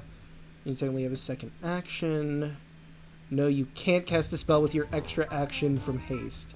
Despite including an attack as part of a cantrip, all cantrips use the cast spell action like any other spell. Haste options are limited as you indicate, and cast spell is not among the available options. However, like Divine Smite could work, apparently. Strange. Oh, the more we know. The more we know. Okay. Well, regardless, it was made for me, so I'm gonna go ahead and cast haste off this mask. All right. Now, does that count as my cast action, or just count as me just it going off? Because if it doesn't, it uses up my action. I have a different thing I'd like to do. I believe it counts It's as an action the... to use it, so... Yeah, It's an action to use it. Okay. And then you have another action Rescind because that. of haste, though. So you could Okay. cast a spell. So I Yeah. could cast a spell. In this instance, okay, so yes, I'll do because that. the mask is using haste itself. It is the caster in this instance. But you're using an Okay. action to trigger that. So you can Okay. activate it, cast the spell.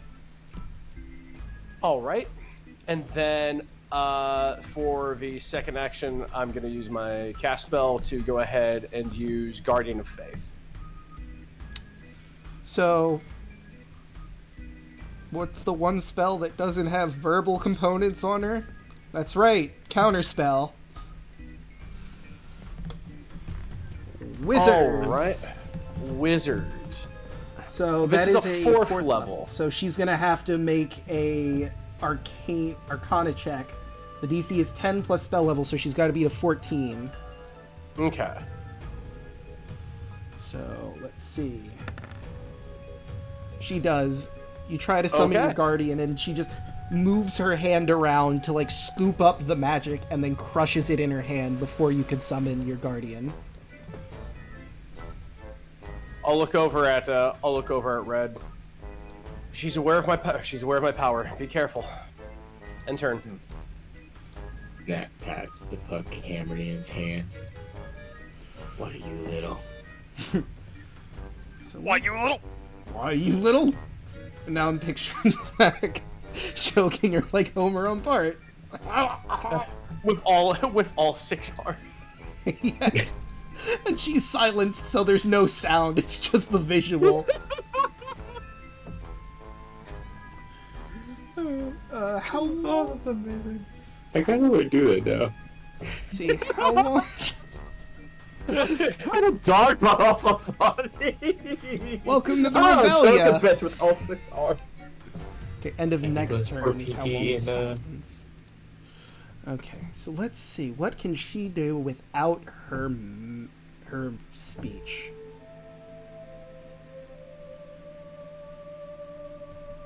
All of those are verbal, so she can't do any of those spells.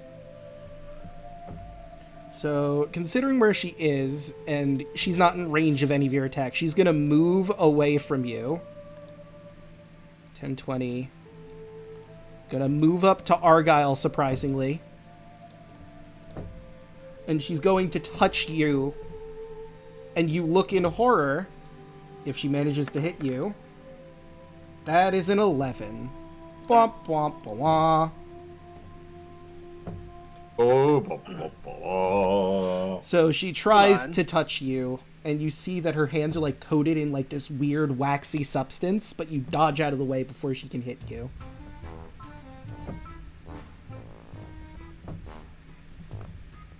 The armor would have actually prevented this either. Or also. So that is unfortunately all she can Remember do. that? You're immune to fear. Well, it wasn't a fear effect. Oh, it was okay. just you were going to be terrified of what that was going to do if it did it, but it didn't. So you have no idea if you should feel fear or not. Anyway, it's Lilith's Is turn. Flesh to bees. Let's see. Dr. Bees! Dr. Bees. Dr. Bees? But what are you going to do, Lilith? Hang on, I'm checking my options here. That's fair. Yeah, good facts. Check the Carfax. Show me the Carfax! No. Show me the Carfax, Dave. The last time it was updated was 7 years ago, and you were supposed to have an oil change on it! Dave. God damn it, Dave. God damn it, Dave. God damn it, Dave. Alright. You know what? She's a wizard, so her charisma is probably not that good. So, guess what I'm gonna do? Do tell. She is ugly. I'm trying to find the...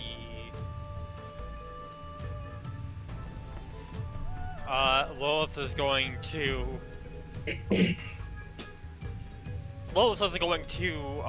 ignore Clarence for just a brief moment. And she's going to look at Sophie and say, "Hey, Sophie!" She's going to wordlessly look at you. Dance, monkey! And she's gonna use a chart from Cicero's baton. Command performance. All right. So I make a performance check, which acts as the DC for each creature within 100. Oh, that's wait. Or creatures you can choose? Oh, that's each creature That's each creature. Never mind. That would hit a lot of people that I don't want to hit. I mean, I know I did do it just for the lulz. I don't want to dance, Mom. You know what? Sorry, guys. Screw it. I'm doing it. Yeah, let's go! Lilith is gonna pull out the stick. Hey guys, sorry in advance. What? So I'm gonna make a performance check. Give me 1 second. Bat. That's a 29. That's a 19 and a 20. So everybody needs to make a performance check to as basically a DC against this. There's no chance in hell of being that, but okay! Funny. Damn it! I had so 13. much. I'm sorry. I couldn't beat that even with a nat 20. That was a natural 18. Okay, hold on. I gotta roll for the jelly. With the charisma of 1, can he make it with the natural 20? He gets a 15.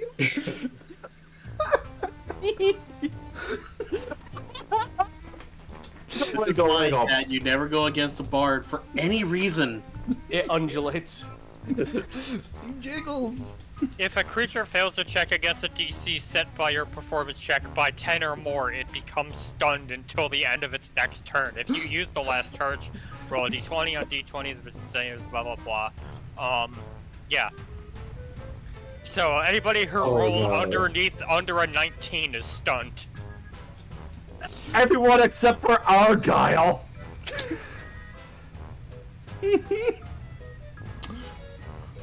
Oh no, wait. Funny. Argyle's too angry to do anything. No, wait. Isn't it off of 29? Yeah. Yeah. It's So no one- failed by 10 or more. Okay. 10 or So- more. So everybody except Argyle is stunned. So everyone just take a lap real quick. Sophie's Playhouse gets to move because it wasn't part of this. So It's real quick. I'm not Playhouse done. have to make a performance check too. it doesn't have stats too. Real quick, as my bonus action, Lilith is going to expend another Bardic Inspiration, look at Clarence, and just say... Actually, wait a minute, I can't do that because technically he's stunned, so he can't do anything. Yeah. You know what? I already gave Argyle advantage from, the other thing, but just for shits and giggles. Hey Argyle, sorry about that, but you got this, and I'm gonna give him a Bardic Inspiration too. Okay. So you now have advantage and a Bardic Inspiration. everyone tries to dance, and then they all seize up when they can't dance quite well enough, except for Argyle. Again, Argyle, like, I'm flavoring it as he is too focused and still too pissed off about what happened to his cousin to even go with any of this. angry foot tapping. Yes, exactly. Like, he is looking at Sophie, and he has the most evil grin that you've ever seen on him. And it is time. And Sorry, go and ahead. real quick, I'm gonna get the fuck out of Dodge. All right, he is stunned, so he wouldn't be able to do anything. All right, so it is now. There we go. Yeah, I was gonna say you have the shoes. Remember. And now I'm done. So now it's the Playhouse's turn, and you all notice as climbing out of some of the vats over here is another ochre jelly, or rather, the undead mass of goop. And it will go, even though the other slimes have initiative order, for the sake of this particular lair action, it goes after Sophie. Okay. But no one else can move because you're all stunned, so we're just going to go through turn order. Argyle, you can do something. I kind of put like a gif in Discord what Snack is doing right now, upside down. Actually, one second before that, I'm gonna show you what Snack's actually doing. Yes. Reaching back all the way to the magical year of 2015 for that one. But yes, Argyle, again, anybody who sees him notices that he didn't seize up, and all of a sudden he has this sadistic-looking smile on his face, because he knows if he gets through her, he gets Heckna. So I'm going to cast Raffle Smite. But you get advantage to hit with this attack because... Well, this is a DC one, so... Well, yeah, that's for the damage for that, but yeah, you also have advantage on your attack to hit. Because... And the D6, and the D4. And, so and she's a only D8. taking the 2 damage. And in his mind, he goes, "You're gonna be putting in work now." Attack number 1. 25, I'm assuming that hits. It does, yes. That is 8 slashing. Attack number 2. So before that, you notice that she seems to only take half. It seems to be as half effective as you expected it to be. And That's you fine. notice as the candelabrum behind you from the corner of your eye seems to also take some of the damage. You seem to have a sort of symbiotic relationship. So they both took 5 damage then, because each of them's taking 2 extra damage for each of these attacks. Okay, this one. And add another this one. Oh yeah, and since his turn had started... Hit that bitch right now. 7, so 9 damage on the second hit. Right, so that would be 5.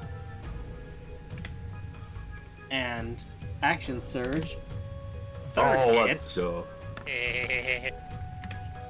20 Oh, no, wait. with another 12 slashing. And final hit, 19 Okay. And for -5. 8. Man, all this damage Sophie's been taking, she's quite the tank.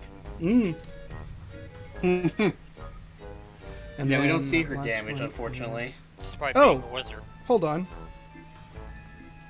There we go. Yeah, she's got a lot of health, believe it or not. But we've kind of been fucking her up. Yeah. I would have killed her this turn. Okay, considering Argyle what is going to she move had. right over here. And just wait. Okay. So, you're stunned, you're stunned, you're stunned. Lilith, it's your turn. Lois is just gonna bow. Thank you. That was cathartic. I'll finish the job. Gladly.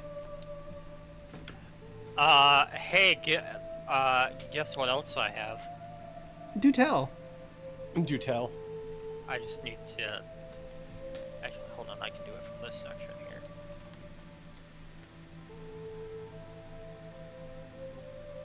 So you know the jacket I have, right? Mm-hmm.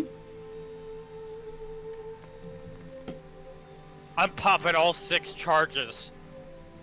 Oh. 6 magic missiles straight at Sophie. Does this count as a spell? I don't think so, because it's a magical Spell-like item. effect. Yeah, it's a spell-like effect. So, let us see how she do. So that's... I don't remember if... I don't know if these are extra damage based on modifiers, so we'll just roll the d4s. Yeah. I think it should still be like Magic Missile, a d4 plus 1. Okay. First hit, 4. Right? Second hit, 3. So due to the nature of this, I'm going to have her use her reaction to take down the damage total by sacrificing the other but she's- slowed one. Oh, that's right. She's no longer stunned. Yeah, she Yeah, was. she's no longer stunned. Yeah, so she can take that reaction to lower this. Third hit, 5. Second Well, hit, that 2. Draco. This is a And machine gun fourth hit, effect. 2.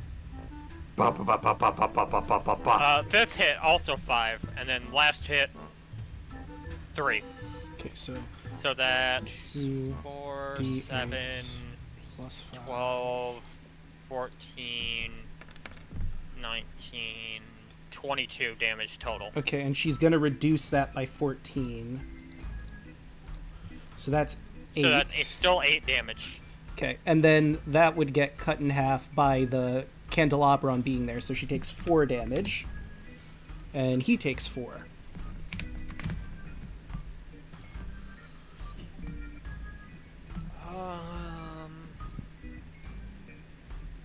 You know what? Sure, bonus action. This time,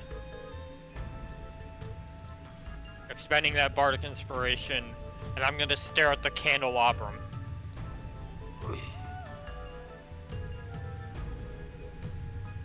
And she's going to look at him just dead in the eye and just say, "Leave." Mantle of Majesty. Okay, let's see. Candelabron. For This the is a purposes- charm this is a effect, correct? No, this is just command. Hold on, let's see. Fey magic others won't disturb you as a bonus action. You cast command without expending a spell slot. You take on the appearance of earthly beauty, blah blah blah. Concentration during this time. You can cast command as a bonus action. It mentions any creature charmed by you, which makes me think it might be a charm effect. That's any creature charmed by me automatically fails to save against the Okay. command. But I don't think it's a charm effect. Let me look at command to see if it says it charms. That effect is specifically in there if they were under the effect of another charm spell. Okay, I do see Or something like if else you that could cast be a it problem friends, in or- command. The spell has no effect if the target is undead. Okay. He is absolutely undead. Okay. Alright, never. Then that doesn't work. Yeah. Oh, the more we know. If anything was undead, it is 100% gonna be this monstrosity. Look at that. Oh yeah, that absolute slight against God. Will you allow me to retract? Yeah, I'll allow you to retract it, because you would know the means of your spell and that it wouldn't work on an undead. Alright. Then instead, you know what? Snack, get a Bardic Inspiration die. You have a D8. Oh, she about to get fucked up.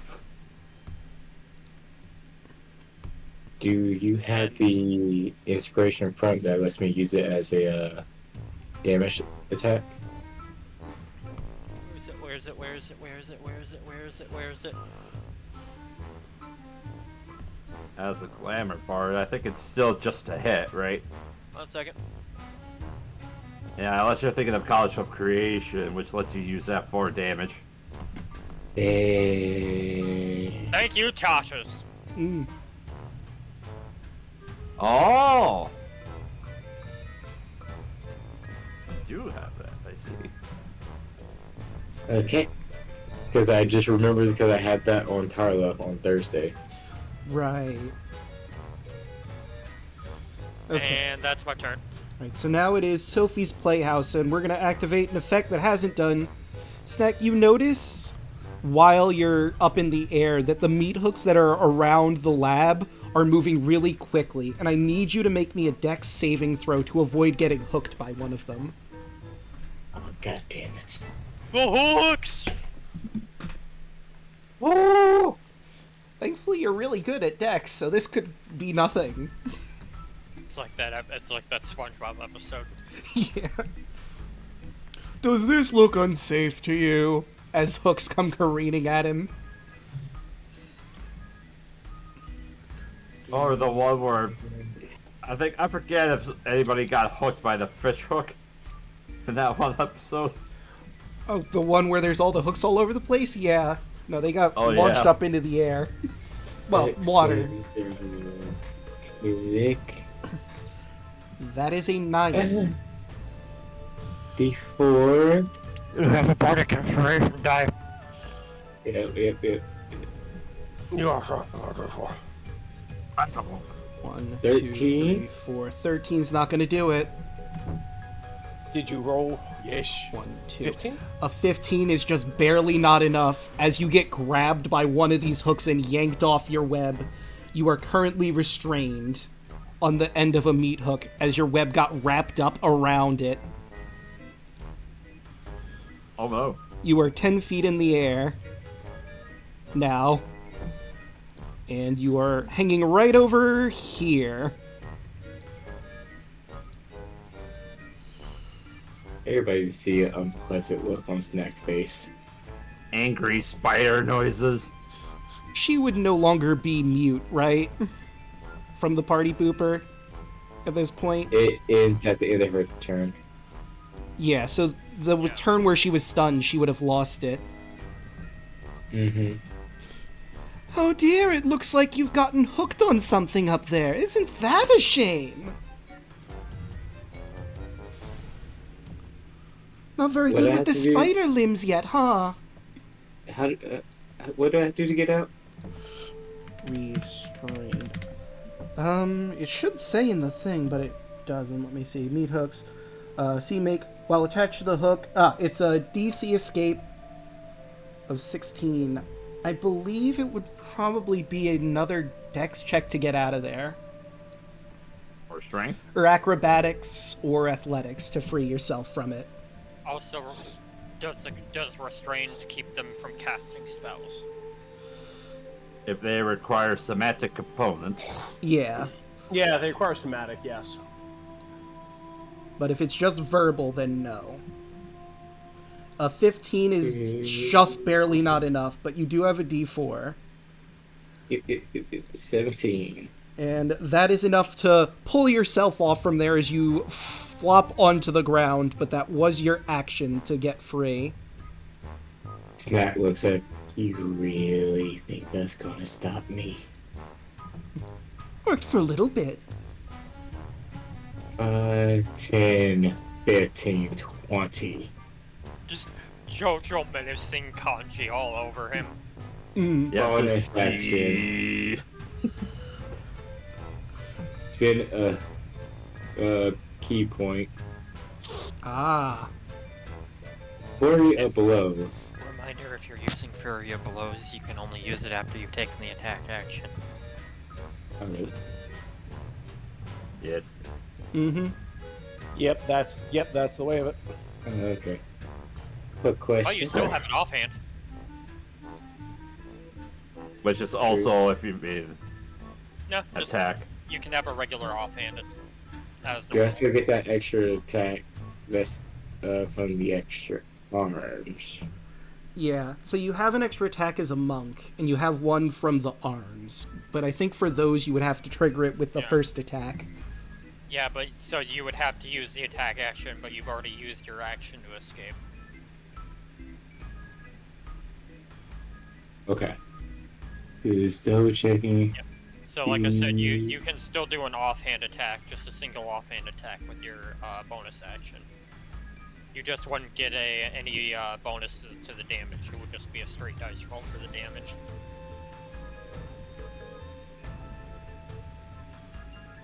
You were training with your family. Use cancel the monk weapon to choose a two.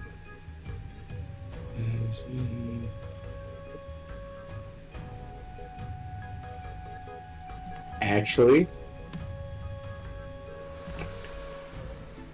yeah, I'm an offhand puncher with the Okay. gauntlet. Okay.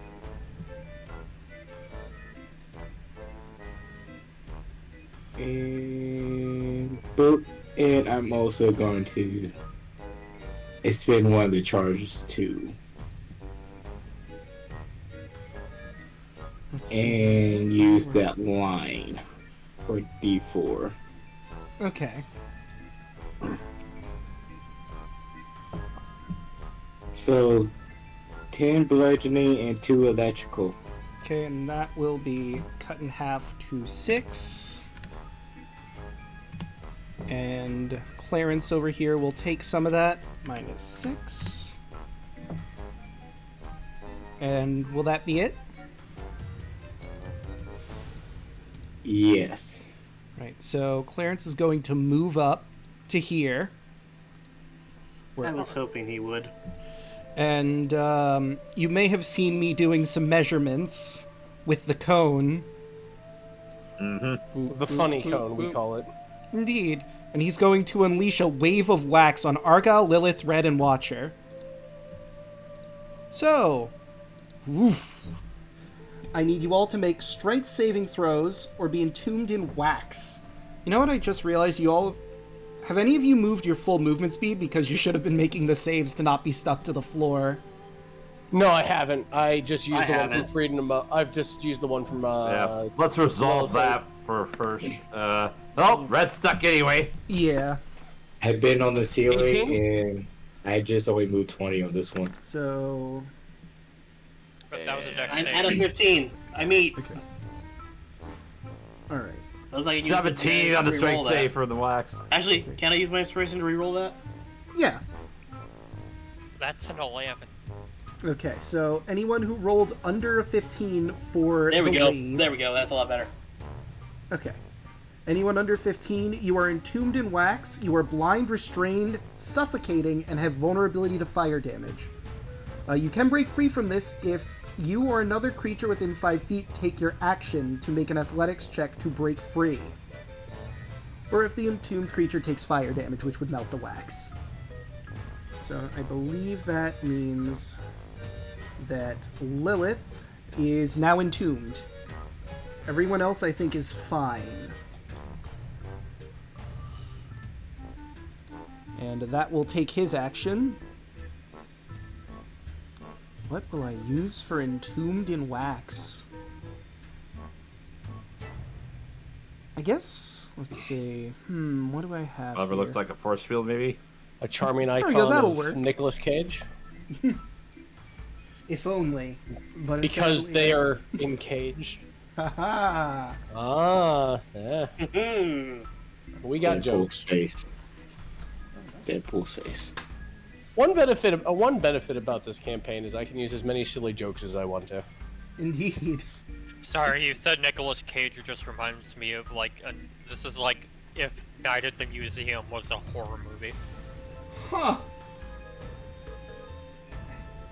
Man, on the laptop, my mouse is just moving absolutely horrendously. Okay. There we go. I got to zoom it in a little bit, but that does it for Clarence. Red. Or not Red. Argyle, excuse me. Okay. Lilith is in danger. I mean, yeah, he's gonna take it up the opportunity attack if he wants to take it. He's gonna try to get Lilith free. And he's gonna try and glop you. Doesn't even phase him. You know what? Another thing I just realized, he's been taking for Sophie all this time. Would that have triggered his explosions of wax?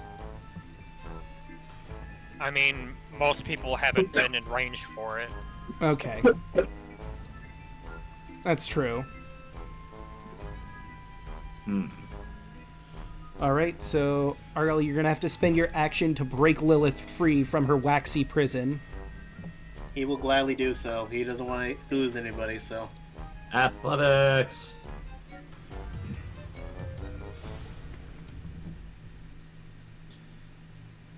That's not gonna be enough. 13. That is still not enough. That's it. Or it says I usually have 2 actions. Can I take the second one to do it? Try it again? No, that's 2 attack actions. Yeah, the Oh, 2 okay. attacks. So And you already action surged. Alright, had to ask. We're good. So Well, we're not, but I tried. yeah. Help! Now it is Red's turn. Bonus action. He's going to use a steady shot. He's going to aim for Sophie, and he's just going to say, "Shut up." And he's going to shoot her.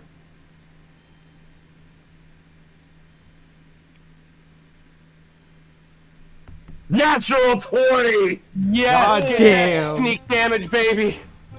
That's one day, bitch. So... 20. 35 points of magical piercing damage. She's gonna use her last reaction to take away that blob on the floor. See if she can reduce that. She reduces that by 11. So that's gonna be 24 damage to her, I think. 24 divided by 2 to split with the 12. candelabron for 12. She's just barely standing. Watch her. If I can't end her, you must. And that'll be it for Red, because he's stuck in place still. And she also has to make that wisdom for the silence. Okay, 20, she's fine. Watch her. What the hell? 4th level. Let's do a 4th level. Oh, that's right. Draco, important. Guiding bolt. Wisdom save for the silence. Oh, I from did. The, This is the 20 she rolled down there. You're good. I see. Never mind. It's your rabbit. 4th level guiding bolt. Oh wait, I gotta get rid of that jelly. Goodbye, jelly. Goodbye, Jelly. They didn't get to do much aside from be shields for her, but hey. This is a 26. That's gonna hit, yeah. Then that is 4th level as Watcher goes ahead and forms this gorgeous butterfly and just throws it off of his arm and goes, "Be judged in the name of the Feywilds!" And that is 19 radiant. Right, she's got no more reactions. However, that will be cut in half, but I don't think it's going to matter at this point. Yeah, that'd be 10. So how are you going to kill the Chandler of Flesh?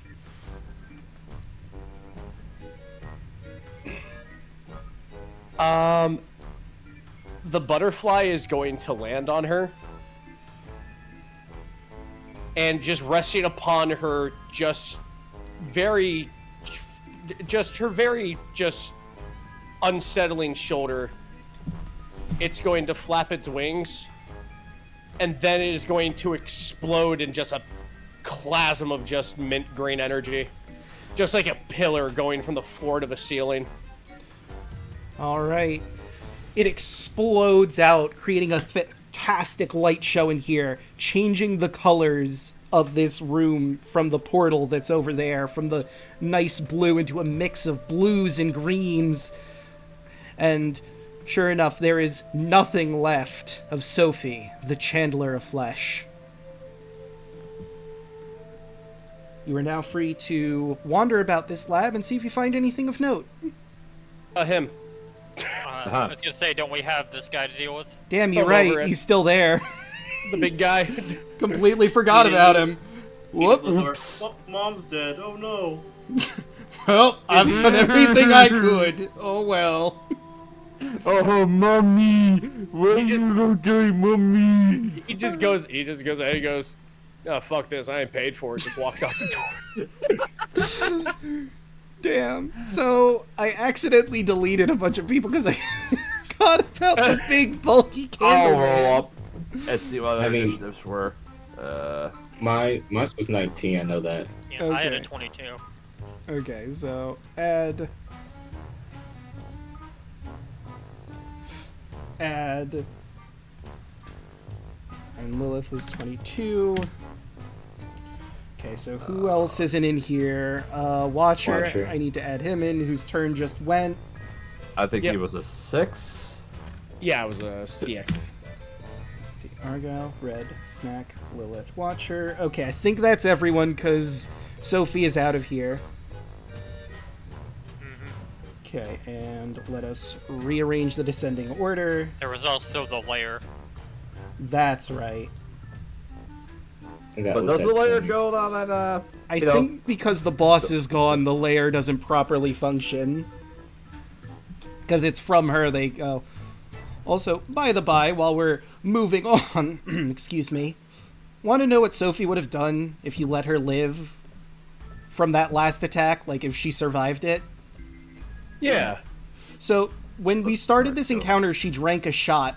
That was a fireball shot. She was gonna blow herself up and damage whoever was around her. Because she's so fucking paranoid that she doesn't want anyone to do to her what she's done to other people. So she sets herself on fire in front of all of Oh, you. she was gonna do the ultimate coward death. And I was gonna have her sing Make 'em Laugh while on fire. Because that seems in character. But she's dead, so Does. that's not a thing. It's burning ashes. Hallelujah. But Lilith is still entombed in wax, I believe, because no one managed to get her out. So, Yeah. Well, I'm gonna try to bust my ass out. so roll that athletics. Not happening. I'm not even gonna bother. Okay, so suffocating. So you can hold your breath for minutes equal to 1 plus your con mod. So we'll have to see My how long con that mod goes. is currently 1. Okay, so for 2 minutes you're able to stay in there before someone Okay. breaks you out. For the sake of for the sake of combat, we're still fine right now. Yeah. Snack. Next, I start over to fucking Clarence. And I am going to 5, 10, 15. And I'm going to do some smacking. Okay. Get away the potty poop first. Boop. 19. That will hit. For 16 damage. 16. Party pooper again. 17. Will also hit. For 16 damage. Heaven's sake. Third attack. 30. You know, I think you know what that does. For 11. Bonus action, key point, flurry of blows with the stick. 19. For 9. So, how do you want to do this?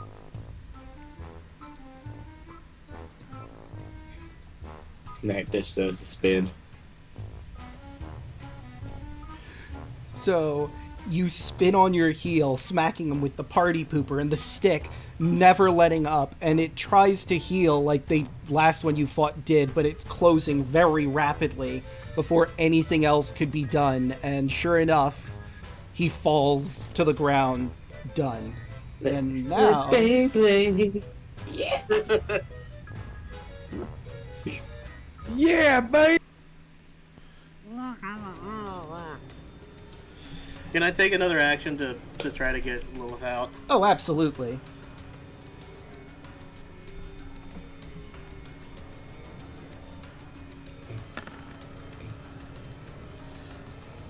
Natural Oh, God. 1. No! Snack goes over, he goes to try. Alright, roll that athletics. What does that nat 1 do? So, you hit up against the wax. You're trying to break it with your fists now in your panic, but it doesn't quite do anything as some of the wax sticks to your hand, and I'm just going to roll, let's say 2d4s, why not? From the burning and just the bludgeoning of beating the wax, you take 2 damage.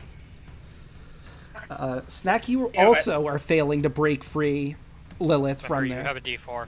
Oh, it's true, you do have a d4. D4. That's 15. That is enough. Like, oh, no, you guys pull with your back. Like with Argyle, you struggle a bit at first, but then you eventually manage to pry it open, and Lilith, you take a much-needed gasp of air. How you doing, Sunshine? Just gives him a glare.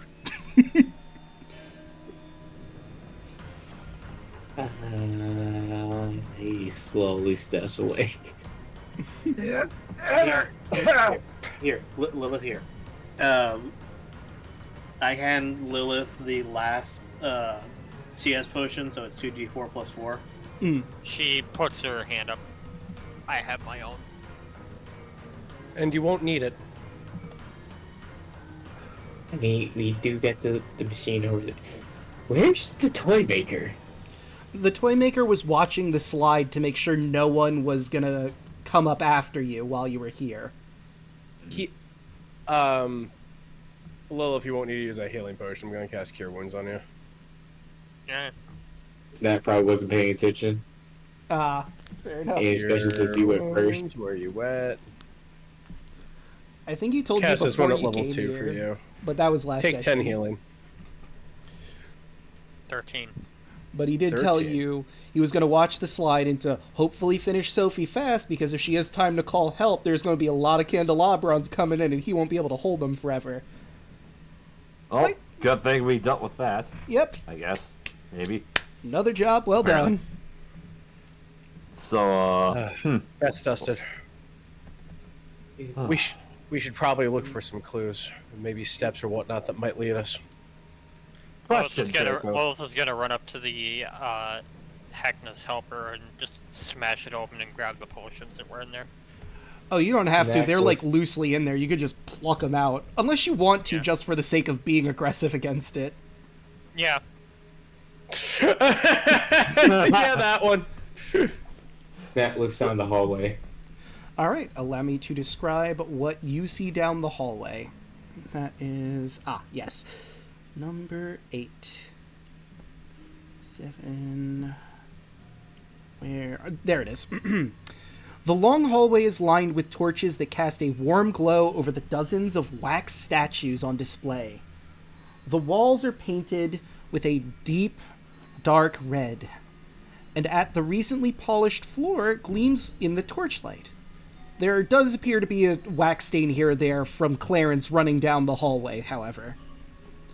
Under the low light, you can make out the faces of wax figures, each one contorted in the grimace of pain, or trapped in a scream. Some have been grotesquely butchered and stitched back together, posed under the wax in an almost elegant way. The air is heavy with sweet, rancid smell of fat, melted fat, and decay. Additional parts of the figures are mounted up like trophies along the walls, none in their natural state, and all bearing an expression of pure horror and terror. Horror and pain. From your current position, you can't quite see all the way down the hallway, but maybe there's something at the end. Oh, I got 112 feet of dark vision. 120. Let me... Yeah. I think it's just from the angle, because it's not properly giving you the... Oh, wait, you should be able to see. Why is... on my... I see final minds. I see the entire hallway. Oh, wait, you know what it is? I didn't look through your vision. I looked to the right to see chat's vision, and that's focused on the people that aren't looking down the hallway, hence why you can't see the end of the hallway on my view, or chat's view. Which makes sense. So anyway, at the very end of the hallway, you manage to see a door that might lead into the funhouse. However, if you'd like to investigate the statues, if you're looking for someone in particular, you could roll me an investigation check. I would like to assist Snack to give him advantage on said investigation. Plus mine's a little gooder. What is my investigation? Oh yeah, no, definitely helping you. Mine's shit. I talk, I don't solve crimes. That'd be neat if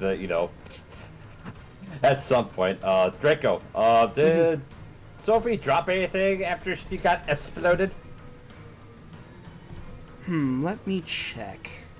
I don't think so, but I will look through to see what she's got, if anything, on her person. Let's see. Sophie's End. No, she doesn't seem to have her spell book on her, which is weird, but perhaps she keeps it in a storage container somewhere. While you were looking through, you did notice there was a trap door over this way. Or rather, while you were sneaking through, you noticed it from behind these vats over here. Behind the vats, okay. Yeah. Noted. 24. Investigation. Alright. With a 24... Let's see...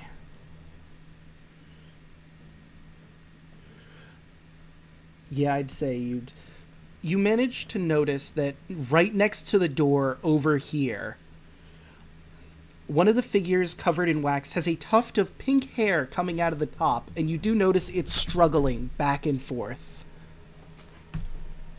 Do you point that out to everyone else? Yeah, I'll ping it again. Oh wait, hold No, on. I'm saying Watcher. Or Red. No, it's Would Snack. Red notice this as he's walking in? It was investigation to figure that out, but I'd say with your passive perception, you probably would notice right over where I'm pinging. Oh wait, I just realized I'm on the GM's layer. You're not seeing the pinging. Right over here. Okay. He's gonna dash to make his way over towards the last statue. It's pink. He'll peel away the wax. Alright. It's pinky. Has And to I be. will grab Red's head for a second. Remember that they say she might be a thrall. Now that Argyle's in the room, look for anybody you might recognize. From what I know about cloudification, is it a? It's not a curse, or something that Restore can go ahead and fix? No, Yes? it is a parasitic disease that once it progresses a certain length of time. Actually, you might find more about it in the lab, but I'm going to say as all three of you are in there, the wax actually bursts open. And sure enough, like you were reminded, Pinky looks feral. She does look weak and burned, however. She's been in there for a while, but she is feral and she doesn't seem to recognize any of you. And I'm gonna need everyone to roll initiative. Oh.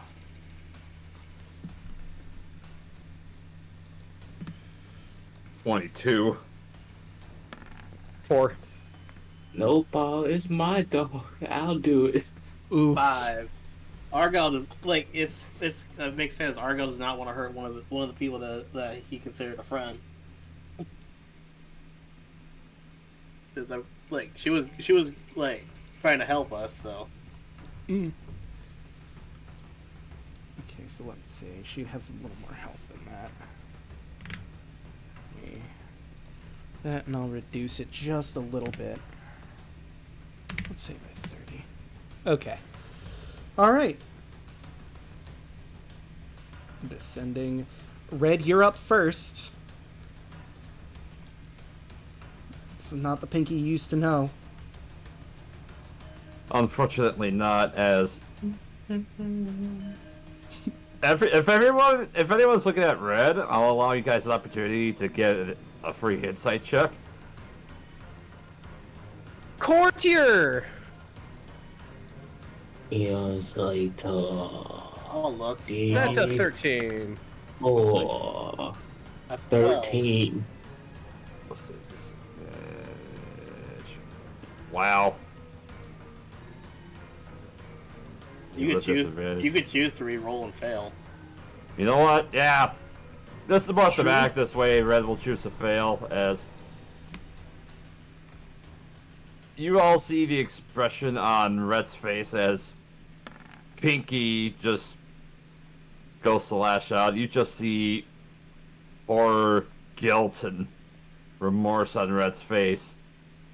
As to the flourish, he's going to use his bonus action to switch the split decision into its rapier form. And you just hear him say, "I'm sorry." And he's going to stab Pinky with the split decision. 17 to hit. That'll hit. With sneak attack. 27 points of piercing damage. She lets out a shriek in pain. She can barely make out words. What she can make is broken gobbledygook. It sounds like gibberish. Even if you could understand it. You just see as he strikes Pinky, he just looks down at the rapier and you just see tears begin to flow down Red's face. "I'm sorry. I'm so sorry." And that'll be his turn. She chose to slam at Red. 13, I don't believe hits. No, that misses. 11. 15. 15 meets. Alright, so with her final of the slam attacks, that's going to be 7 bludgeoning damage. And she goes in for a bite on your neck. But an 11 won't hit. That'll miss. And that'll do for Pinky. Lilith, you're all the way down there. But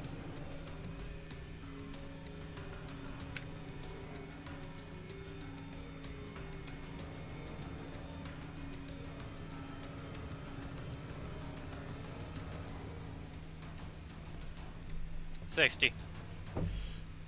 All right.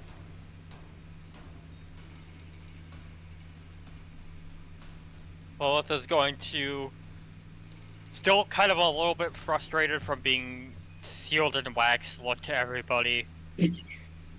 Just give them the most, like, I feel, me feels bad for saying this, Lilith doesn't, gives them the most, like, apathetic look. It's just say, whatever. Pulls out the pan flute.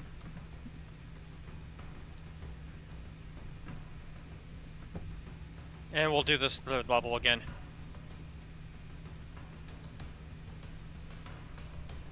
Third level Dissonant Whispers. All right. And that is what saving throw again? Wisdom? Wisdom. So that's going to be Psychic 17 if she fails, what she does. That is a 10. Has to immediately use her reaction to run as far away from me as possible. All right, If she so were tripped. she will open the door over here and begin to run that way. You notice a swirling vortex beyond the door that she runs out into. So, yep, you Yeah, will absolutely Draco. get the attacks of opportunity before she gets out of there.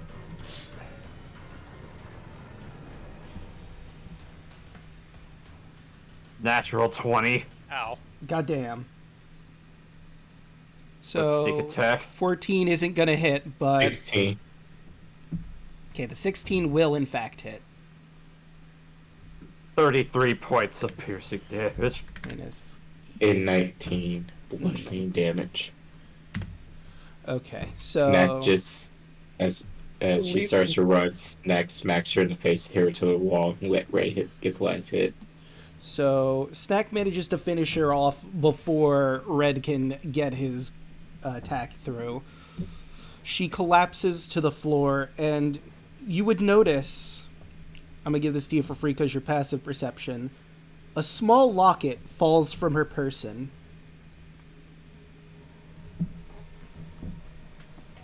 Draco?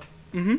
Am I able to flavor this if the schnozzling detaches itself? Can I use that nat 20 to destroy it instead? Oh, absolutely, because that would have happened next. So, yeah, As go ahead. Pinky would have got out of the rage and Red would have smacked it, you just see Red just looking down at the schnozzling, and you just see rage in his eyes, and he just, with a quick flourish, just runs the schnozzling through, picks it up. As it starts to slide down the rapier, he just whips the blade and it smacks it against the wall. Right, it lets out a defeated as you whip it against the wall.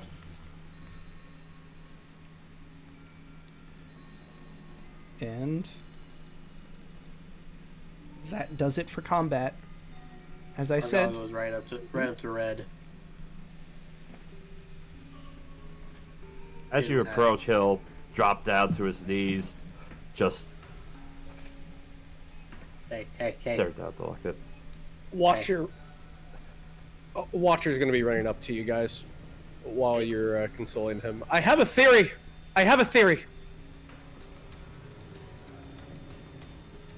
What is it? The schnozzling's dead, correct? Yes. Bring the body, quickly. The snozzling body. Like, No, her body, now. Wait a minute. Snack grabs the body. while Snack grabs the body, Argyle's just. I know. Let's go over here quickly. I don't know if this will hold Snack. Come here. Bring her here. Like he actually brings Red in for a hug. I got you. And you go to try to bring her back to life. What does Red That's do with- for that? By the way, Milla. Red is just... He's just shocked, and it looks like he's lost of thought, defeated, just tears just running down his eyes at what happened. He's lost in the moment at this point. Does he accept the hug and all that? He doesn't respond immediately as you hug it, but he doesn't resist it.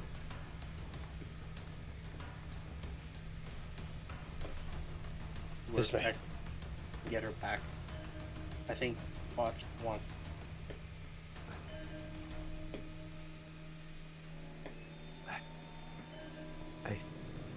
What? As he'll just kind of look over and just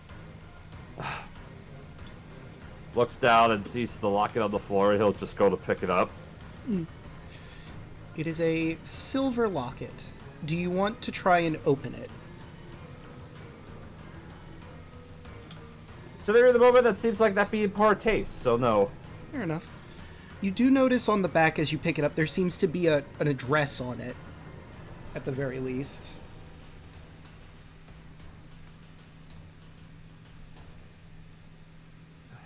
Interesting. How's everything going on behind as Snack and Watcher are grabbing Picky's body? Vishnazin is dead. The kill is fresh. This may work. I'm not sure, but this may work. Snack, hold your hand with mine. I do so. You're also a Fey ancestry. I need all the help I can get. And I will take out the diamond and place it just on her chest. And over it, just cover it with my holy symbol. Blessed Lady Titania, I need your mercy now more than ever. Please restore this body to its former glory. Its song is not yet done. Its chapter not yet written. The book not yet closed. Please, return this soul's body to us now. I beg of you, beseech you. And Revivify. Let's see. Creature turns to life from 1 hit point. Revivify doesn't restore missing body parts, right? It does not restore missing body parts. But healing sure as fuck can. Because she is without a nose. The schnozzling eats the nose of the person. You would see that she doesn't have a nose on her face. No, a medical thing? You can live without a nose. Fair enough. and magic exists. New nose, baby. Magic prosthetic. I was gonna say, just out of curiosity, Rabbit, how many levels before you can get regeneration? I think it's one more spell. I think it's one more level. Okay. So tell you what. She's been a thrall for some time. She hasn't been a feral thrall for very long. The nose is removed. Yes, which is why I think this may hold, and this may be a possible alleviation. So I'm going to give Watcher's you been this. keeping this in the back of his head for a while. High or low? I like high.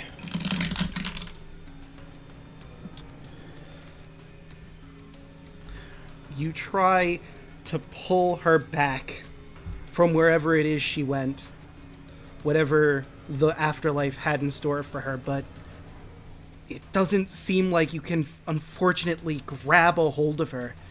Either wherever she is, she's content, or perhaps someone else has her soul. Perhaps the King in Yellow has claimed this individual.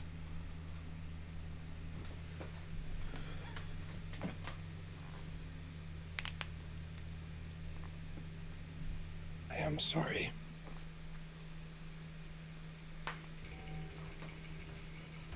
And that changes back to normal.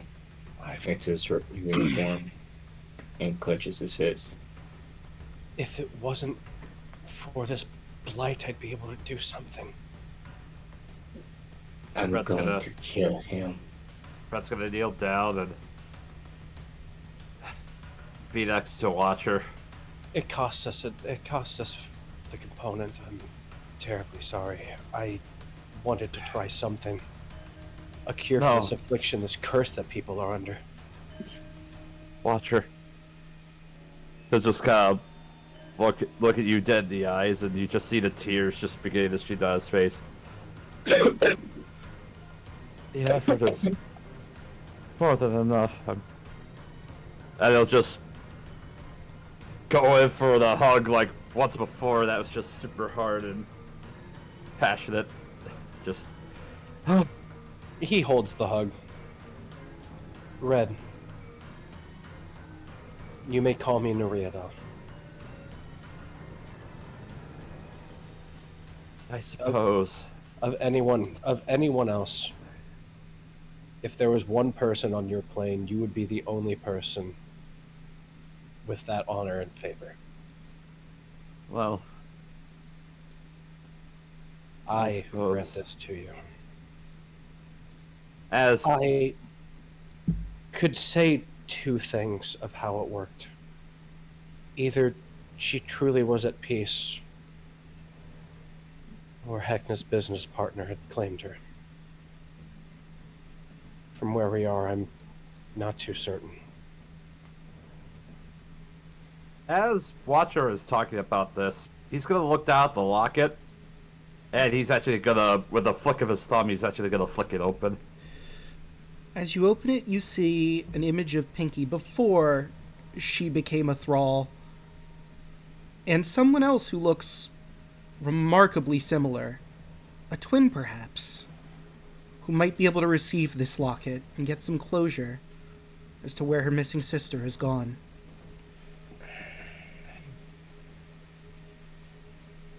Well, They'll just- oh, sorry, go ahead.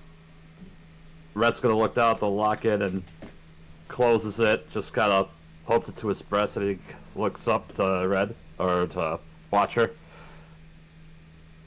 I suppose I should give you this as well, as he kind of stands to his feet, looking down.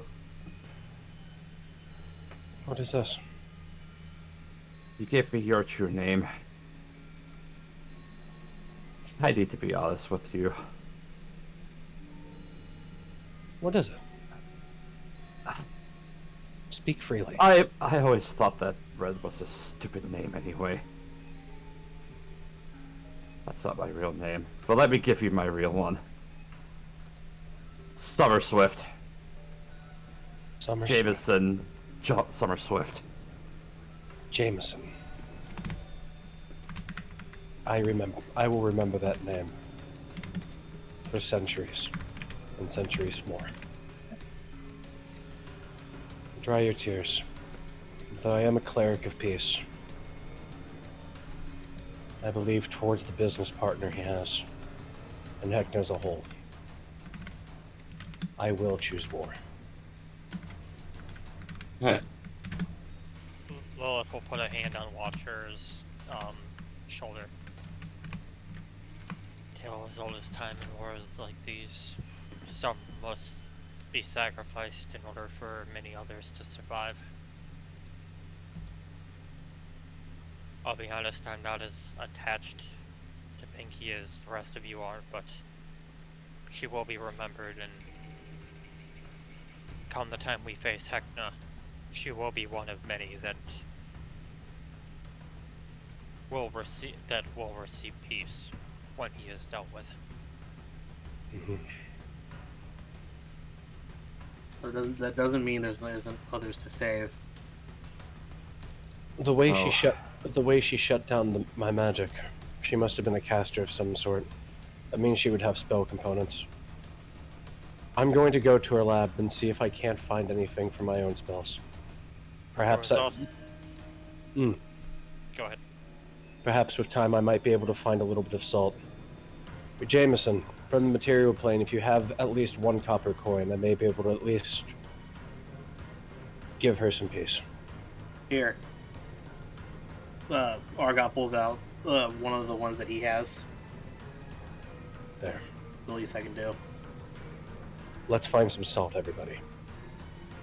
And just stone-faced with almost a militant march, he's now kind of he's a priest of both Titania and Oberon. He's very much more in the Oberon right now, as he's powerfully just purposely walking towards the lab.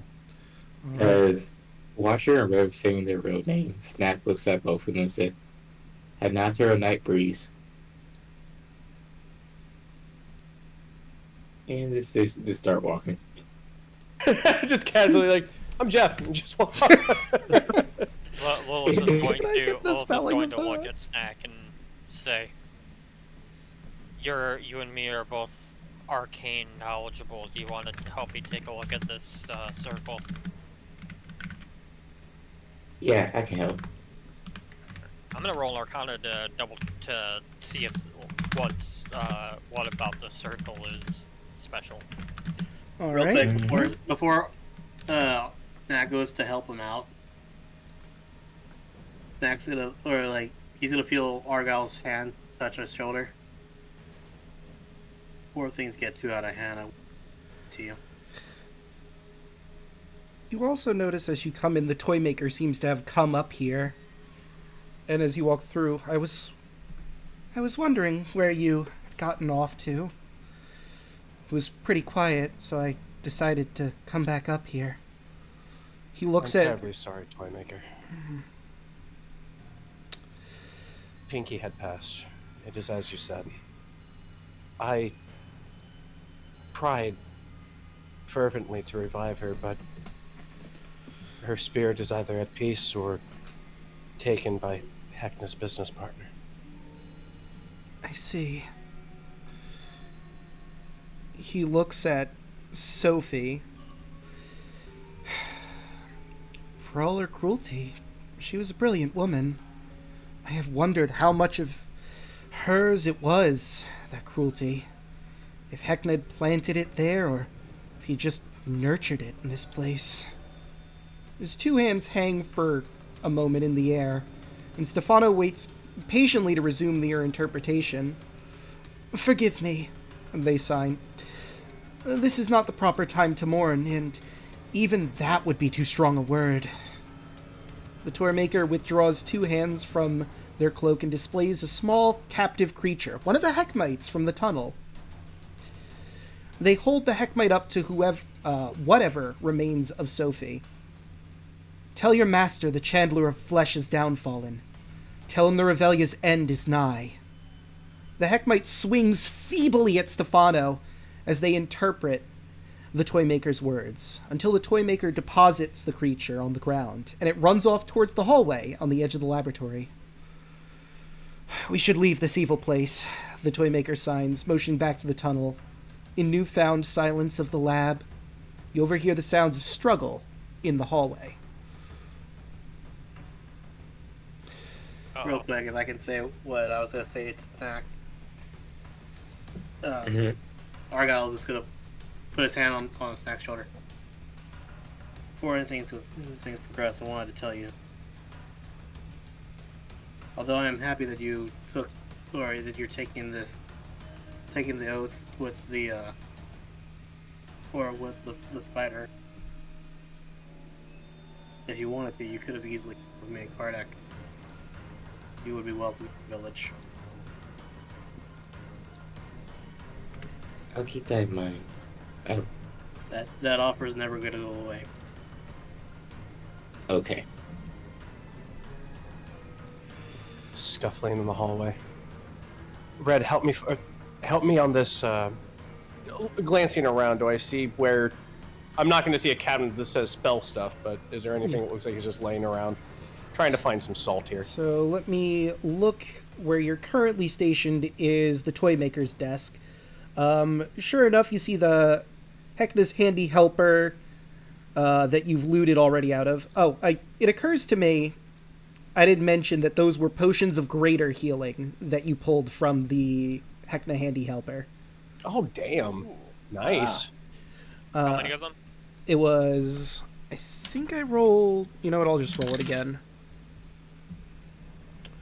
We'll say you got two greater healing potions from them. There are various tools that are on here. Obviously, the Toymaker's, and he's going to casually grab some of them to put back into his belt. Mm-hmm. But nothing on this end particularly. Real quick, can I also roll Arcana on the circle? Sure. While you're rolling that, the Toymaker will say, "That's my desk if you're looking for spell components.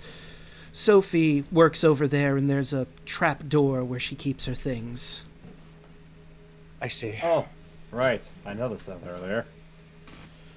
Red Bull make his way over to the trap door and open it.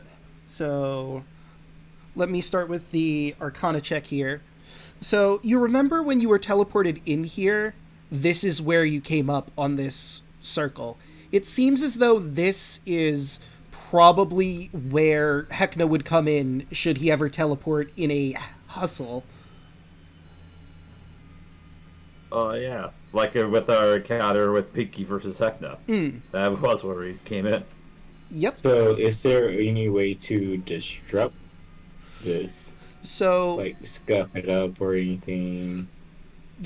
with your check, you're not going to need to. Someone needs to be here to receive the person warping in. If there's no one here, it can't be used. We're going to now go to the workbench. Among the mess on the workbench, Watcher, you see a vial of acid and another potion that looks like the ones that are in the Heckna Handy Helper. Another greater healing potion.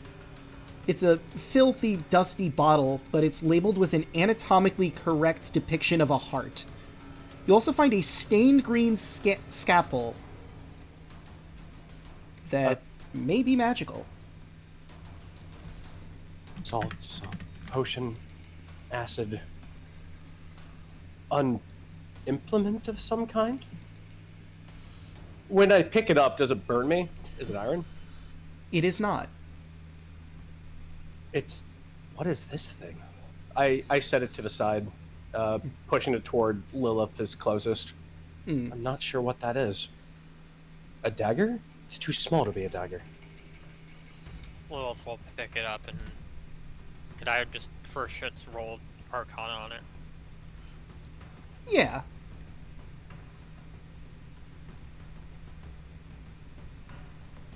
Draco? Yes. Yes, you can. Can you hear me? Yeah. I can hear you now. Okay. So I said yes, you could roll the Arcana. With a 12. Give me real quick, let me roll the D4 again. 14. Okay, so... You're not 100% sure what it is just from a glance. You know it looks like some sort of scalpel, maybe a medical implement used for surgeries, but the weird green hue it has on the end of the blade, it might be some sort of magic that's been placed on this scalpel.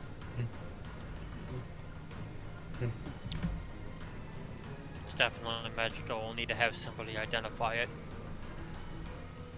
Very good. Salt. Is Didn't this woman keep any salt? 6. 1, 2, 3, 4. Ah, I found it. Now, Watcher, Yes. sorry, I said Watcher. My bad. Red. You go behind the cauldrons, and you sure enough see the 3x3 trap door. You open it, and the door leads down to a small room 10 feet below this ladder, with a metal ladder. This is made of iron, though, you can tell from a glance. I'll be right back. The ladder here is made out of iron, though, Watcher. Sorry. Understood. No offense taken. He'll descend the ladder. As you go down, it's a bit dark, but there is a dim light in here.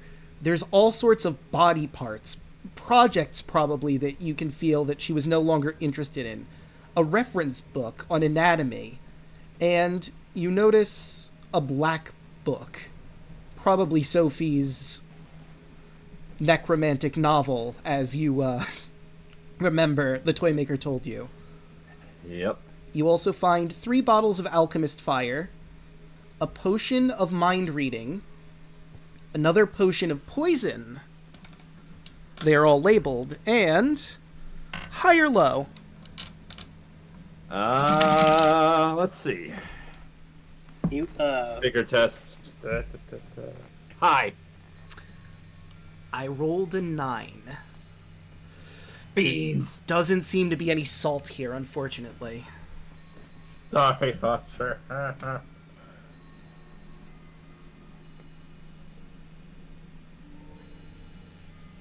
Alright, Hill. Like, wouldn't there be salt in, like, the, Explorer's Pack? Salt in the where? The Explorer's Pack or the mess kit? Maybe. Maybe. Look through your stuff. I got a priest pack. Which also might have salt. Hold on. Brett's gonna come up and bearing all the gifts from the trapdoor. Ah. Also, If anyone has a mess kit or cook's tools, they might have salt. See, skillet, kettle, plate, cutler. I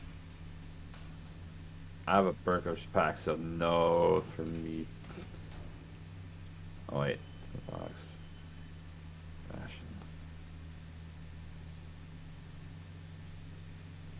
Nope, not for me.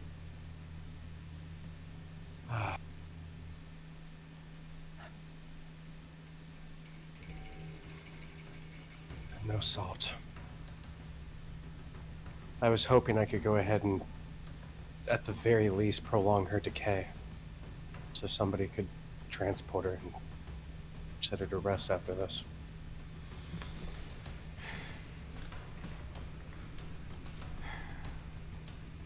Observe. About the wax. We do need the wax. We do need the wax for the train. Very good. Give her that. the toy maker will Correct. begin signing, and Stefano will translate. I believe that wax should do the trick. Just be careful not to burn yourself.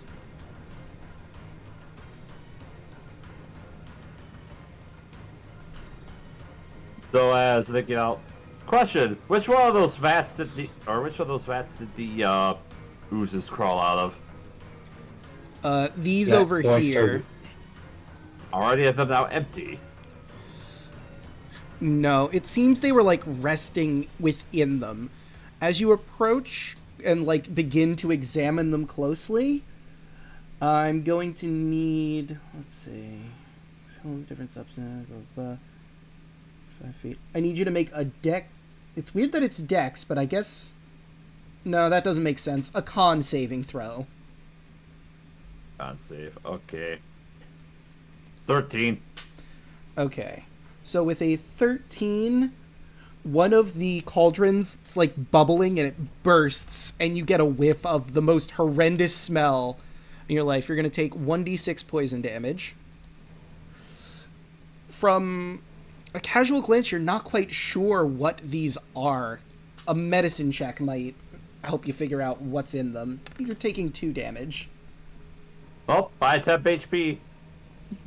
Finally. You know what? Sure. Why not? Let's see if medicine. 16. Okay, with a 16, you notice that these are various bodily fluids. The red one is clearly blood. The light green one back here is bile. There's fat being boiled over here. Ugh. I know it's listed here. Cauldron 7. Oh, here it is. One has ethanol in it. Blood, yellow bile, ethanol, and rendered fat are all bubbling in these cauldrons. And then there's the one over here, the big one, that the toy maker told you had some sort of beneficial potion in it. He wasn't sure what.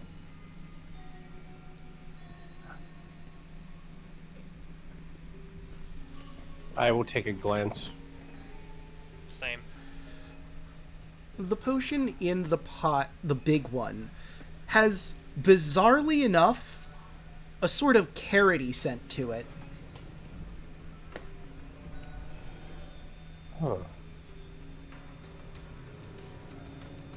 You can roll an Arcana check to figure out what kind of potion this might be.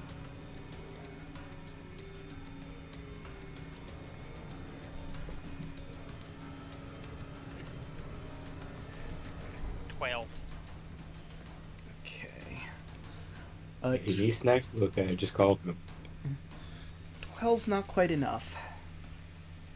Could I argue in medicine? Maybe not for the magical, but to see what medicinal property it might have. So it's not a healing potion, of that much you can tell just from the scent and the appearance of it. So a medicine. Oh, wouldn't fair really enough. work. Fair enough. We'll look over. Snack. Yes. Magic-y thing. Okay. And he comes walking over.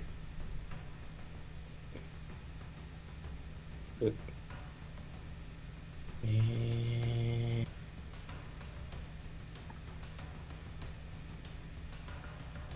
Okay. 21. And I got a D4. Funny number. 25. 25. You realize that this is a giant vat of potions of flying. You could, realistically, for it to go in effect, you could scoop out of the thing and have 5 uses of it. Or you could fill vials, if anyone had vials on them, to fill it and have 5 different vials of potions of flying.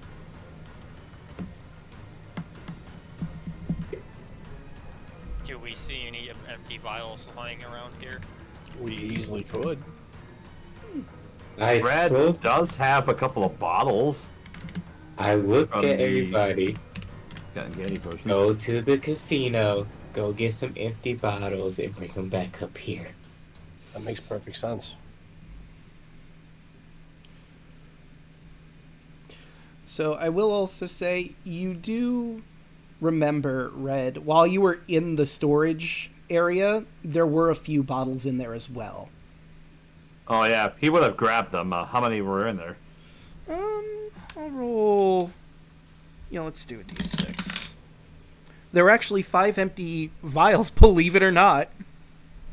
It was just kind of shuffle around. Oh, like these? As he kind of shuffles around, and you see he has 5 vials cupped to his hands. They were also downstairs with Sophie's effects. There you go. As Red will pop his cork and fill his vial.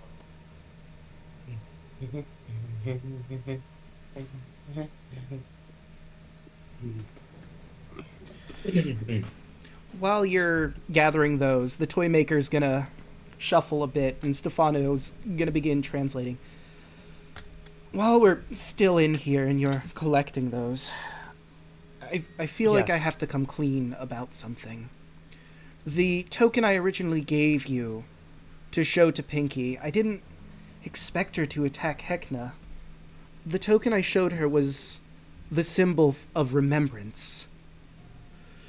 It's a symbol that any mind-altering effects in the Revelia done by Heckna or other parties can be undone. I wanted to learn where they'd hidden the stick, but... You remembered everything from her life before us. I believe so, yes. Or what Heckna did to her. Indeed. Which is worse, to be honest. Yes. That was what you put on me? Or for the token? No, that was what was on the token that I had you show her.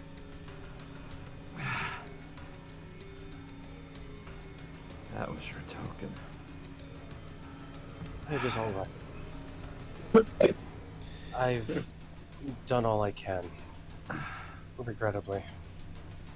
I don't want her corpse to wither here, though.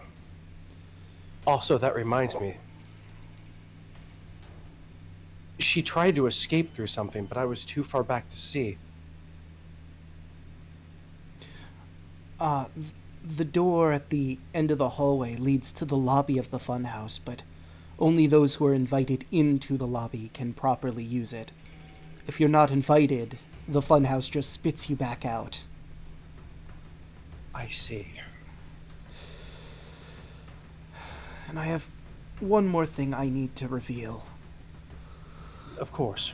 The symbols that are on all of your hands that I stamped you with. Yes.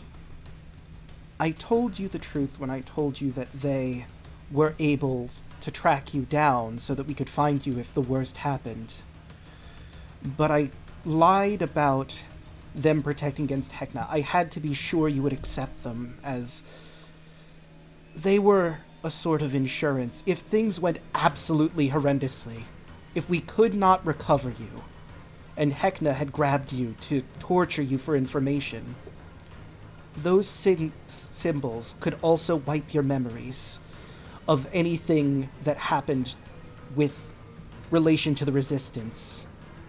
I had to be sure that if you were to get captured, you wouldn't give out that information in the worst case scenario. I am no stranger to guile. If I could ask of anything, do you think it would be safe enough for me, with some assistance from Argyle looks the strongest, to load her body onto my mount?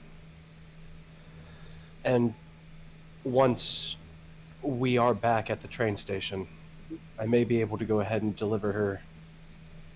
What is the term in the material plane? Right, I'll look over at Red. Last rights. Last rites. I don't know if we have the proper time. I sent that Heckmite off, and he's eventually going to get that message to his master, and he's going to respond. Oh, shit. Then we need to be expedient. The most I can do is tell the leader about the body here. Yes. Guys, Yes. if these marks were supposed to erase our mind if we got captured and tortured by Heckna, we might have a problem. Why's that? Kardak. Kardak have a mark. I never marked him. That's worse. We need to be expedient. Now, on the double. I've done all I could. I'm As if I wasn't. I'm terribly sorry. Let's be swift then. Let's grab How's the the wind? grease, make our way back. That gets to the slide, and he just do a fire breath down the slice to burn the web in this slice now. Lilith is going to... Hold on, I need to look at something real quick.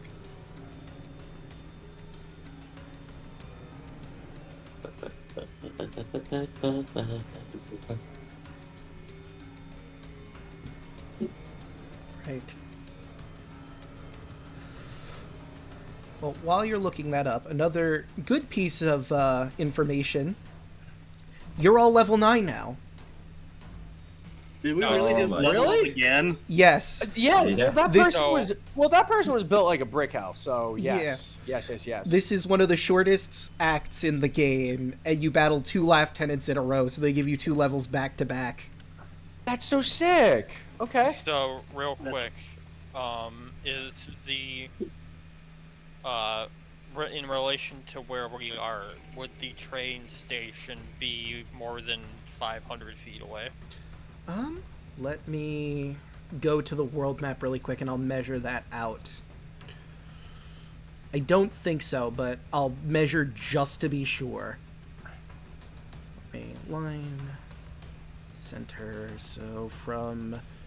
It's probably more like in here. It is less than 500 feet. Lilith is going to look at everyone. We're headed straight for the railroad after this, correct? Yes. Correct. Lilith grabs the body. I'll see you over there. What?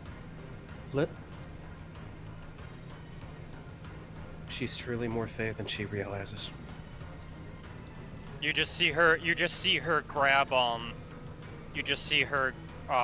grab Pinky's body and just pop from existence. All right. Okay. That's that dusted then. All right. As the wind. Has the wind. So let's go. So needless to say, Lilith would get to there pretty much before anybody else would. Oh, absolutely. Do with that information what you will. Okay. Let's bring you back to the world map proper. Under the blood red moon, you all ride to make your way to the Shattered Station. But I think this is a good place for us to end. We went for a bit there. That was such a fun. hell of a session. That was a hell of a session, though. Yeah. That was. Whew. Good session. And it took how many sessions? Only 25 for Yep. Brett's real name. Pretty good. So, next session, you're going to have to make the long trek back to the Shattered Station, and Heckna will have his response for your current acts.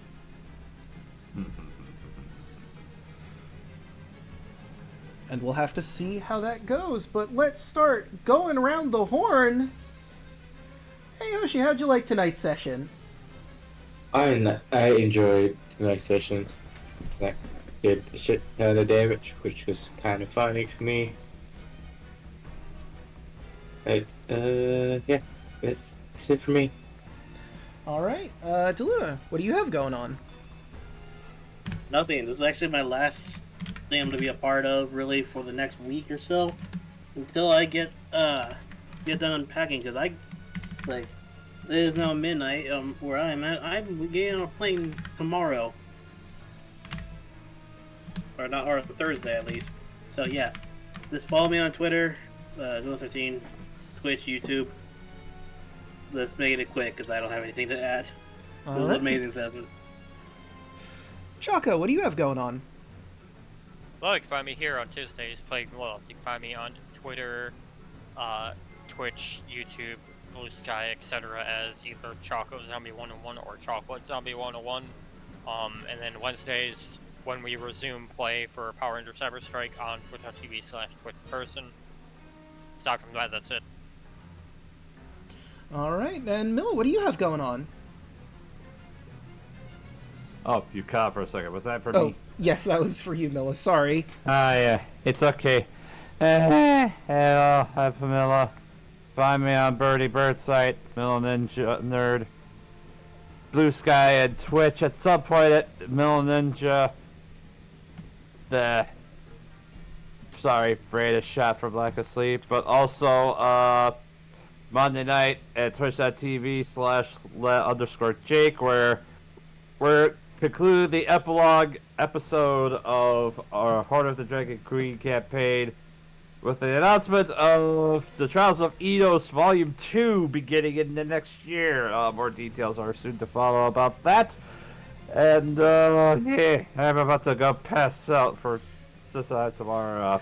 Thanks for the session. Good night, everybody. Have a good night. Sorry night. it went on so Good long. night. Good night. Hey, it's just that. Make sure it doesn't happen too often. Bye. And, hey, Mr. Rabbit, what do you have going on? Hey, what's going on? My name's Rabbit. I'm a writer, and I'm also a comedian. You can go ahead and find me on Twitch, Twitter, YouTube, and Blue Sky. Hey, Mr. Rabbit. I stream throughout the week. I love playing horror games, retro games, RPGs.